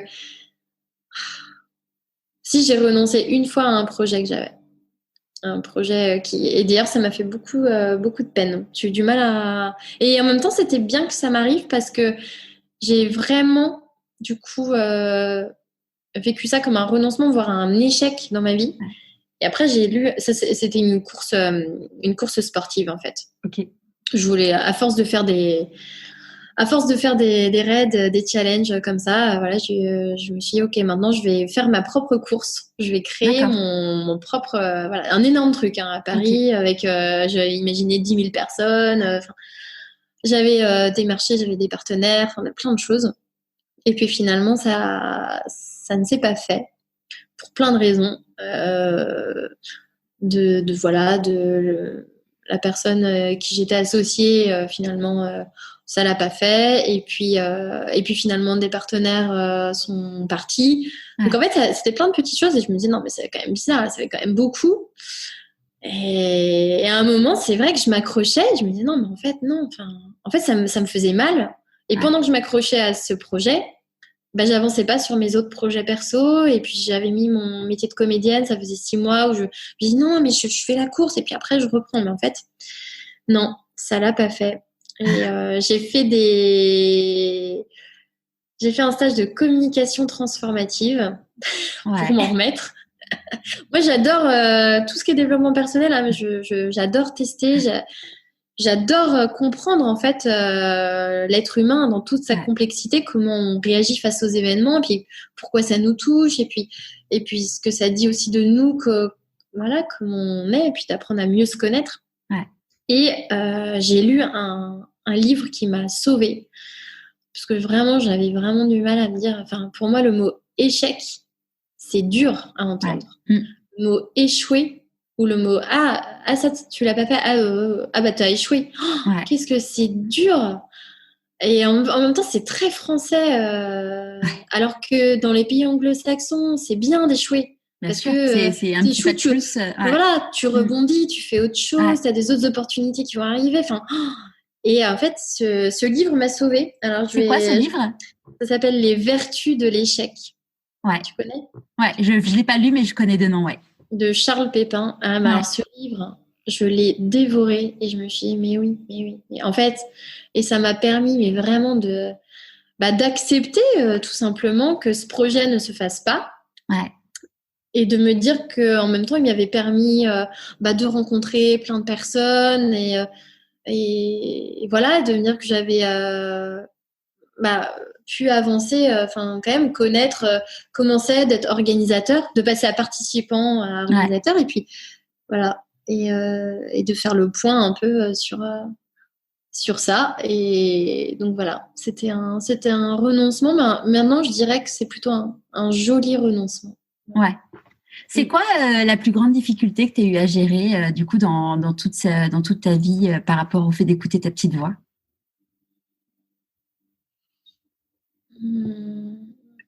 De me demander toujours si j'étais au bon endroit au bon moment et de me sentir légitime.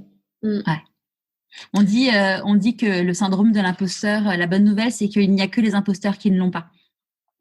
Ah, mais c'est bien, c'est rassurant.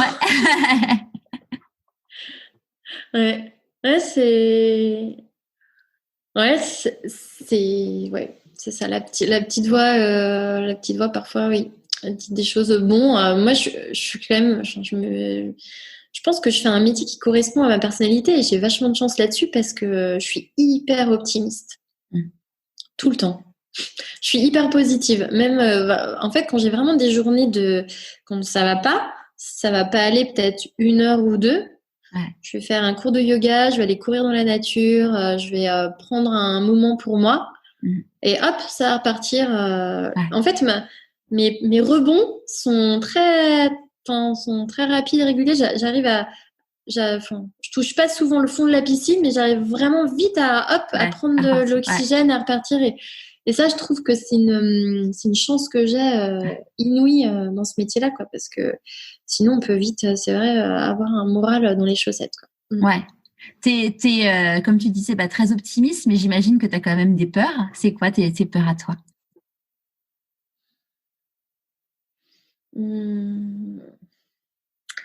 Alors, mes peurs, elles ont changé, elles ont évolué avec le temps. Ouais. Parce que avant, j'avais peur de ne pas avoir de travail. Maintenant, non, c'est pas cette peur-là. Je sais pas. Enfin, en fait, là, j'arrête pas de me dire, en fait, on sait pas à quelle sauce on va être mangé l'année prochaine. Donc, j'arrête pas de me dire, non, mais je préfère vivre au jour le jour et le moment présent. Parce qu'en fait, sinon, je vais angoisser. Ouais. Et j'ai pas très envie d'angoisser. Enfin, j'ai pas très envie de me poser des questions sur ce que ça va être l'année prochaine. Donc, j'essaye au maximum de me dire, chaque jour, je le prends vraiment au moment présent. Qu'est-ce que je peux faire de chouette pour moi ou voilà, de nouveaux projets ou de réfléchir à d'autres choses. Et du coup, me libérer de certaines peurs. Alors, qu'est-ce que ça pourrait être mes peurs? C'est vrai que peut-être que je suis un peu trop optimiste parce que j'ai pas beaucoup de peur. J'arrête pas de dire à chaque fois dans ton truc, souvent je me dis non, mais ça va aller, ou là ça va le faire, ou même quand j'ai pas trop de projets, je me dis non, mais je vais à un moment, je vais avoir une idée, tout ça va rouler. Donc ce serait plutôt, je sais pas, la peur, serait plutôt au niveau personnel de perdre, je sais pas, de perdre un proche ou de vraiment de choses qui me touchent personnellement, mais pas forcément, pas du tout dans le milieu artistique. Ouais. Pas trop.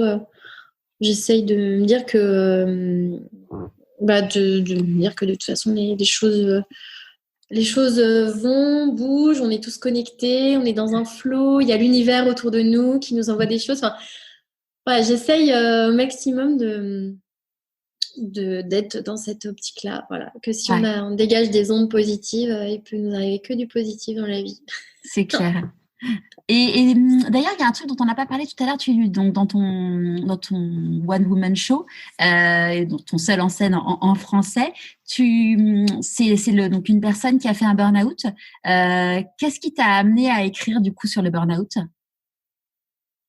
Alors, il fallait à un moment romancer un peu l'histoire pour que ça ait beaucoup plus d'impact. Donc moi, j'ai pas fait de burn-out, de vrai burn-out, mais à un moment, j'en avais vraiment, vraiment marre d'être directrice ou chargée de casting. Ouais. Et j'en avais tellement marre que ça s'exprimait vraiment dans mon corps. J'avais mal au ventre, j'étais aphone, je pouvais pas décrocher le téléphone. Donc je me dis là c'est vraiment je ne peux plus. Ouais. Et oui, j'en avais marre j'en avais marre de cette vie parisienne, mais j'ai pas fait de vrai burn-out à proprement parler. Après, il fallait vraiment que Caro et Thibaut m'ont beaucoup aidé dans la réécriture pour rendre le spectacle, fallait être plus percutant pour qu'il y ait un avant et un après et que les gens, voilà. Mais après, c'est vrai qu'il y a des gens, mais c'est vrai qu'il y a des gens qui viennent me voir, des spectateurs, en me disant moi aussi j'ai fait un burn-out, et j'ai envie de leur dire mais moi je connais pas, je peux essayer de comprendre, mais je connais pas exactement. J'en ai pas fait, voilà. Tant mieux. Oui. Ouais. Mais du coup, voilà. C'est un spectacle. Oui, bah, c'est dommage que là, j'ai pas d'actualité, mais c'est un beau spectacle. Hein, Ouais, bah, j'ai vu vraiment un court passage que j'ai trouvé sur un site en faisant des recherches sur toi. Je le mettrai dans le lien du blog. Enfin, parce que bon bah, j'étais là, j'aurais bien aimé avoir le spectacle en entier. Ouais, bah en fait, c'était mon projet de faire une captation. C'était le projet de la rentrée. Bon, bah, D'accord. voilà. Il n'y a pas de Ouais. captation encore, mais peut-être. Non, mais voilà. Pour l'instant, il est en pause. On verra de quoi demain sera fait. Ouais. Voilà. Mm. De quoi tu es la plus fière aujourd'hui? Bah, de mon parcours. Je suis fière de la personne que je suis devenue, je pense. Je suis fière de vivre de ma passion, je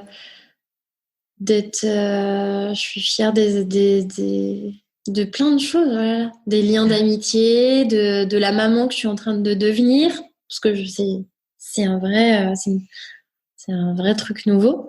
Ouais. Voilà, plein de choses. Mais c'est vrai que là, la maternité, ça éveille plein de choses nouvelles et aussi, ça permet aussi de prendre beaucoup de recul sur aussi pas mal de sujets. Mm. Ouais, c'est Mm. sûr.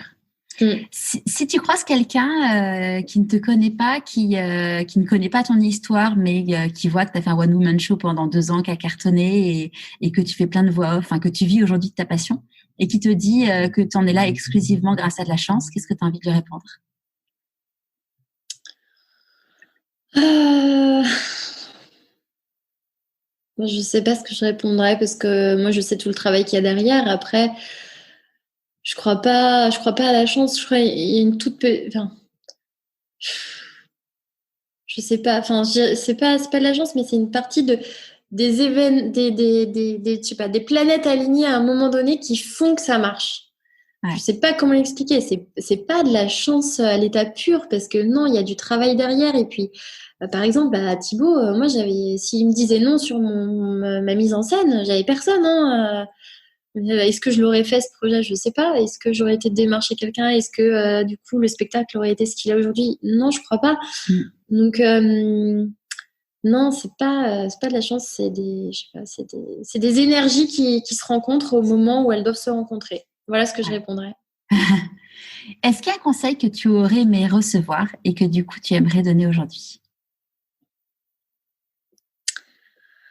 Euh, Il y a une phrase que je me dis souvent.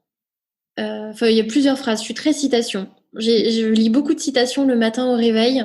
Ouais. Des citations, ou même sur Instagram, par exemple, la loi de l'attraction. Tous les jours, il y a un texte. Moi, ça me permet de me mettre dans un mood, dans une bonne humeur et dans un truc très positif. Je me nourris de choses positives. Et là, en ce moment, je sais pas, je dirais, enfin, il y a quelque chose, il y a une phrase, c'est la solution est en nous. Voilà. Peu importe les conseils que vous allez recevoir et entendre, souvent on demande conseil, mais en fait on a déjà la réponse à l'intérieur de nous, sauf qu'on n'ose pas s'écouter, ou qu'on ne peut pas s'écouter, ou que c'est trop dur de s'écouter, parce qu'il y a trop de freins, il y a trop de choses derrière qui se jouent. Et en fait, voilà, moi je dirais, bah, la solution est en nous, la solution est en vous, et au moment où vous serez prêt à vous écouter, enfin, de toute façon, tout coulera puisque vous avez déjà la solution.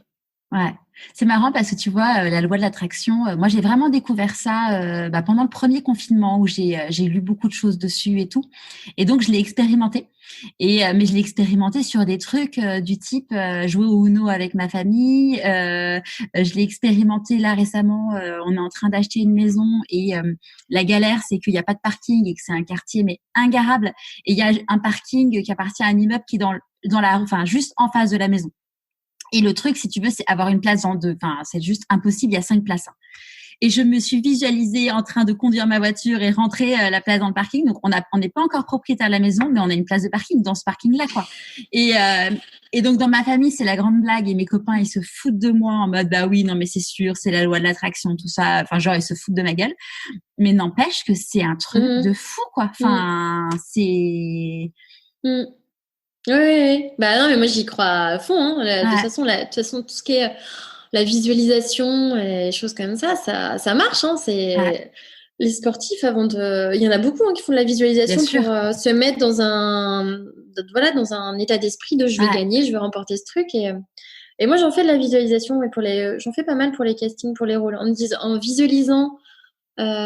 C'était pareil, c'est un mec, je sais pas, je l'ai rencontré comme ça et il en faisait et il m'a donné 2 cours, enfin c'était des rencontres plutôt. Et voilà, sur les choses que je pouvais mettre en place en me disant, voilà, tu vas visualiser comment t'habiller pour ce casting, la pièce dans laquelle tu te trouves, dans quel état d'esprit tu es. Et en fait, effectivement, comme le cerveau, il fait pas la différence entre ce qui s'est passé et ce qui va se passer, et ben, on y est beaucoup plus serein et au final, ça marche. Hein, ça a d'ailleurs prouvé scientifiquement que l'imagination est plus forte que la volonté, en fait. Ah oui, ça m'étonne pas. Et du coup, on dit que le combo imagination plus volonté, il y a des potentiels miracles qui apparaissent en fait. Ouais, c'est fou, hein. Ouais. Mais c'est drôle que tu parles des sportifs parce que du coup, justement, c'est ce que je rétorquais à mes amis qui se foutaient de moi en disant mais regardez, tous les grands sportifs le font et là ils m'ont dit oui, eux c'est normal. Bah ouais, mais pourquoi nous on peut pas l'appliquer à notre propre quotidien en fait? Ouais. Oui, je pense que si chacun prenait le temps, ça comme la méditation, hein, ce que dit mon prof de yoga, si chacun méditait 5 minutes par jour, il y aurait la paix dans le monde. Mais oui, c'est des petites choses, des petits exercices, c'est clair. C'est quoi tes prochains défis? Mon prochain défi, j'en ai pas, mais j'en ai tellement en même temps dans ma tête. Alors, je dirais pas que c'est des défis, mais je dirais de continuer à vivre le plus possible en adéquation avec mes valeurs, parce que j'en ai pas parlé, mais l'écologie, c'est vraiment ça me tient vraiment à cœur. J'essaye vraiment de tout faire. Et c'est pas facile tous les jours, mais je sais que ça va pas changer le monde, mais moi, ça me permet de me dire que je fais ma petite part de colibri. Pour essayer de préserver au maximum, voilà. Donc de continuer dans cette voie-là. Par exemple, c'est bête, tu vois, mais et puis ça demande de l'énergie de ouf, mais là pour faire mes cadeaux pour mes nièces, je fais tout d'occasion, donc Vinted, Le Bon Coin. Mais tu sais qu'il faut que je vais faire un peu de pub pour Nathalie que je suis en fait dans le chemin. C'est le format du podcast où je suis les personnes qui sont en train de changer de vie. Et Nathalie a lancé Little Pop. Et Little Pop, c'est la mode éco-responsable. Et je t'enverrai le lien, puis je mettrai le lien aussi sur le blog. Et en fait, alors c'est soit des vêtements d'occasion, c'est un mix en fait. Elle crée des malles avec des vêtements d'occasion et des vêtements pour les issus de marques éco-responsables. Et donc du coup, tu peux habiller tes enfants bien. Et la bonne nouvelle, c'est qu'elle a lancé maintenant le bébé parce qu'avant, elle faisait que les âges un peu plus élevés. Donc tu pourras aller sur Little Pop pour tes neveux, nièces et ta fille. Oui, j'ai récupéré toutes les fringues. Pour l'instant, j'ai rien acheté en vêtements pour ma fille, tellement on a récupéré. Mais oui, effectivement, non, mais c'est vrai, hein, c'est fou, c'est un budget, puis ça grandit tellement vite, on se dit c'est assez frustrant même. Ouais. Mais c'est clair, après on dit c'est un enfant, ça pollue. Moi j'ai eu cette réflexion, t'es écolo, mais en même temps tu fais un enfant. Alors, oui.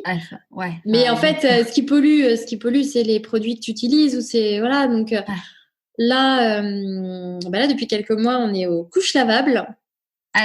Et c'était un beau défi que je m'étais lancé. Finalement, ça fait moins peur que ça en a l'air. Mais c'est pareil, c'est des petites habitudes à changer. Mais en fait, les habitudes, c'est dur de changer ces habitudes de consommation. C'est ça, en fait, le plus dur. Je sais plus, j'avais lu qu'il fallait 3 semaines, en fait, d'intégration, même dans ta tête. 21 jours. Voilà, 21 jours. C'est... Voilà. Et puis pareil, faire les petits pots maison, les machins... ça me fait plaisir, mais d'un autre côté, c'est de l'énergie. Puis je pourrais faire autre chose à côté. Hein. Je pourrais aller au supermarché, prendre la nourriture. Voilà. Mais il y a ce côté. C'est pareil pour l'allaitement. Hein. L'allaitement, je trouve que c'est un acte écologique. Hein. C'est sûr. Clairement, Et du coup, il y a plein de choses. Donc voilà, continuer dans mes lignées écologiques à faire du mieux que je peux chaque jour. Ça, c'est un beau défi. Après un défi sportif, mon prochain défi, j'aimerais le faire avec ma sœur. Je ne sais pas ce que ce sera, je ne sais pas sous quelle forme, mais je tiens vraiment ce que ce soit avec ma sœur. Et le défi niveau peut-être professionnel, de concrétiser les choses que je suis en train de gribouiller sur la maternité. Voilà. Ouais. Je ne sais, j'ai des idées de forme. Enfin, voilà, je sens que c'est en train de maturer, de mûrir dans ma tête. Mais voilà, c'est alors peut-être un spectacle, mais j'en sais rien. Mais sinon, voilà, ce sera un défi 2021 de mettre ça en place. Voilà, ça prend du temps, mais en ce moment, on a le temps. Donc voilà. Ouais, et puis c'est bien aussi de ralentir, d'apprendre à ralentir. Tu vois, je vois, c'était mes enfants maintenant qu'on vit à Marseille, ils ont pas cours le mercredi matin. Et donc là, là, on enregistre, on est le 18 décembre et mercredi matin. J'avais plein de choses à faire, mais j'étais fatiguée, donc j'ai traîné dans le lit avec ma fille en faisant un câlin avec elle. Enfin, c'était le kiff, quoi. Et mon mari me dit, mais je t'imagine même pas comme ça me rend heureux, en fait, de te voir là, détendu, pas stressé, de devoir aller bosser, vraiment en mode t'es sereine, alors qu'avant, j'étais une machine, quoi. Et du coup, c'est savoir apprendre même si on a souvent nos petits démons et nos petits travers qui reviennent quand même, mais c'est apprendre à prendre ce fameux temps, quoi. Ouais. Après, je pense que le confinement, ça nous a quand même autant le premier était mieux vécu. Ouais. Mais du coup, parce que du coup, on se dit, trop bien la slow life, on va faire notre pain. Non, mais tout le monde s'est mis à faire des pains et des banana bread. Mais moi incluse, hein. J'ai aussi fait mes petites photos de banana bread et de brioche ratée. Mais en fait, t'avais envie de dire, ok, qu'est-ce que je peux faire? J'ai planté des graines. Enfin, de dire, bon, en fait, quand j'ai du temps, qu'est-ce que je fais? Je lis, je prends le temps de regarder plein de films que j'ai pas eu le temps avant. Enfin, et alors que là, le deuxième, c'est plus compliqué, je pense, à vivre pour tout le monde parce que là, on commence à voir vraiment les répercussions que ça peut avoir sur le long terme aussi. Et je pense que ça va être très, très compliqué après pour dans beaucoup de métiers, de domaines et avec la précarité que ça va engendrer. Donc, je pense que après, j'ai envie de rester optimiste en me disant il va y avoir de la résilience et il va y avoir de la solidarité, peut-être comme on n'en a jamais connu, parce que on sera obligé d'être. Je veux dire, on peut pas être insensible à tous les gens. Là, j'habite en face d'un centre du secours populaire, mais la queue qui s'agrandit, en plus avec des profils qui n'ont pas l'habitude de voir, des jeunes, des moins jeunes, mais vraiment de toutes les catégories socio-professionnelles et qui ont perdu leur boulot et que tu te dis tout peut s'effondrer. Et en fait faut aider son prochain, quoi. Donc je me dis moi je pense qu'il faut ramener de l'humain dans tout ça parce que sinon on va pas s'en sortir. De l'humain et puis aussi se dire que apprendre à consommer différemment, c'est revoir aussi ses priorités et sa façon de vivre, en fait, s'adapter, se dire il y a un mauvais moment à passer et puis en fait c'est savoir se décharger de choses qu'on faisait avant et qui nous rendaient finalement pas plus heureux, en fait. Oui, mais alors je rebondis sur ce que tu dis d'apprendre à consommer différemment. Enfin là c'est flippant parce que là toutes les boutiques sont ouvertes pour qu'on consomme pour Noël. Et à côté de ça, moi, ça me rend malade de voir les théâtres et les cinémas fermés. Du coup, tu dis, en fait, de nous considérer comme non essentiels. Mais en fait, j'ai envie de pleurer parce que déjà de catégoriser les gens. Je voyais une vidéo de Marina Foïs hier. Comment peut-on catégoriser les gens et l'humanité en essentiel, non essentiel? Elle disait ça hyper justement et c'est pas, c'est l'humanité. On vaut bien mieux que ça d'être dans des cases et surtout, je trouve, là, on a bien vu, on nous encourage à consommer, évidemment, d'acheter sur Amazon et de faire ses courses, je sais pas, dans les Galeries Lafayette ou n'importe quel centre commercial. Peut-être que ça va plus rapporter d'argent qu'effectivement ouvrir les théâtres et les cinémas, mais je trouve que, les acteurs, les comédiens, les artistes, les chanteurs, toutes ces catégories-là, on a toujours, je trouve, été essentiels dans la vie parce que les gens ont besoin aussi d'écouter des histoires, de se divertir, d'être émus, de sortir de leur quotidien, de rêver, de réfléchir, il y a tellement de choses derrière tout ça, je comprends pas. Je suis complètement scotchée par ces décisions. C'est Jean Dujardin qui a posté une photo sur Instagram qui a été pas mal ripostée, où il y avait, en gros, on voyait des gens dans un avion tous collés, et puis une salle de spectacle vide. Et c'est vrai que quand tu vois ça, tu te dis bon sans faire de politique, ouais. Ouais, mais oui, non, mais c'est l'avion, tu vas y rester 6 heures, 12 heures. Je comprends pas, ouais. Dans les TGV, c'est pareil. Tu te dis, mais non, mais on vit où? Enfin, je comprends pas ce choix. Surtout qu'en plus, tu vois, moi, j'ai pris le TGV, j'ai pris beaucoup le TGV aux vacances de la Toussaint. Donc, on avait déjà les masques à cette époque-là. Sauf que quand tu fais un trajet de 6 heures ou que tu fais un trajet au moment de l'heure du déjeuner, tu vas enlever ton masque pour manger, en fait. Donc, ouais, non, mais en plus dans les théâtres, c'est les lieux les plus sécurisés où tu gardes ton masque, t'es à distance, les cinémas aussi, hein, je suis complètement, je sais pas quoi dire, les mots me manquent tellement, je ne comprends pas et on est en train de tuer la culture, hein, clairement.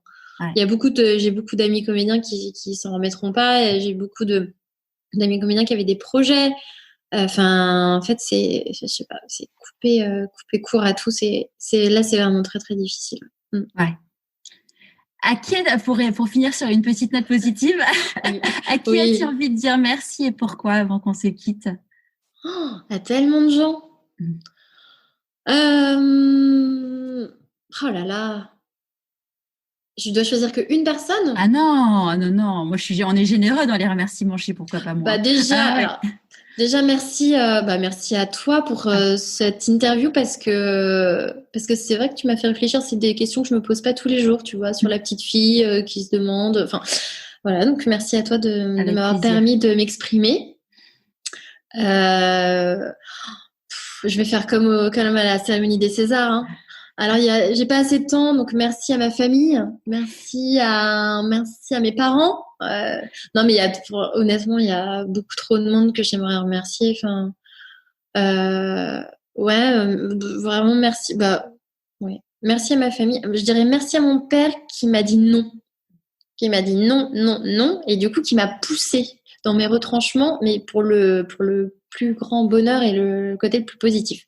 Ouais. Voilà. Et puis merci évidemment à mon conjoint qui me soutient, qui me laisse vivre en fait tout simplement, qui me met pas qui croit en moi. Je dirais merci à tous ceux qui ont cru en moi et qui croient en moi aujourd'hui parce que c'est hyper important. Ouais. Voilà. Et après merci à mes amis parce que j'ai un socle d'amis très proches et voilà, elles sont toujours là. C'est surtout des femmes et voilà, ça fait chaud au cœur de penser à elles. C'est marrant parce que ce que tu me demandes de faire, j'ai commencé à faire mois par mois les personnes qui avaient été importantes dans ma vie cette année. Génial. Et je me dis, on est au mois de décembre, on va faire une petite rétrospective. Ouais. Et ça, je trouve ça fait vraiment chaud au cœur de finir l'année en disant, tiens, je vais prendre un petit papier, un petit crayon. Au mois de janvier, qui est-ce qui a été important pour moi? Qui est-ce qui m'a fait du bien? Et de faire ça sur chaque mois et de se dire, oh là, tout le positif qu'il y avait. Ouais. Et ben, ça fait un peu clore cette année sur quelque chose de bon. Et débuter 2021 peut-être dans les meilleures conditions possibles. Mais voilà, beaucoup merci à tous ceux qui m'apportent de l'amour et qui sont là pour moi tous les jours. C'est une super idée, je l'ai noté là, en effet, de se dire quelle a été la belle rencontre et qui on a envie de remercier mois par mois. J'ai interviewé Pedro Correa, je ne sais pas si tu le connais. C'est un homme qui gagne, qui est déjà assez connu et qui gagne à être encore plus connu.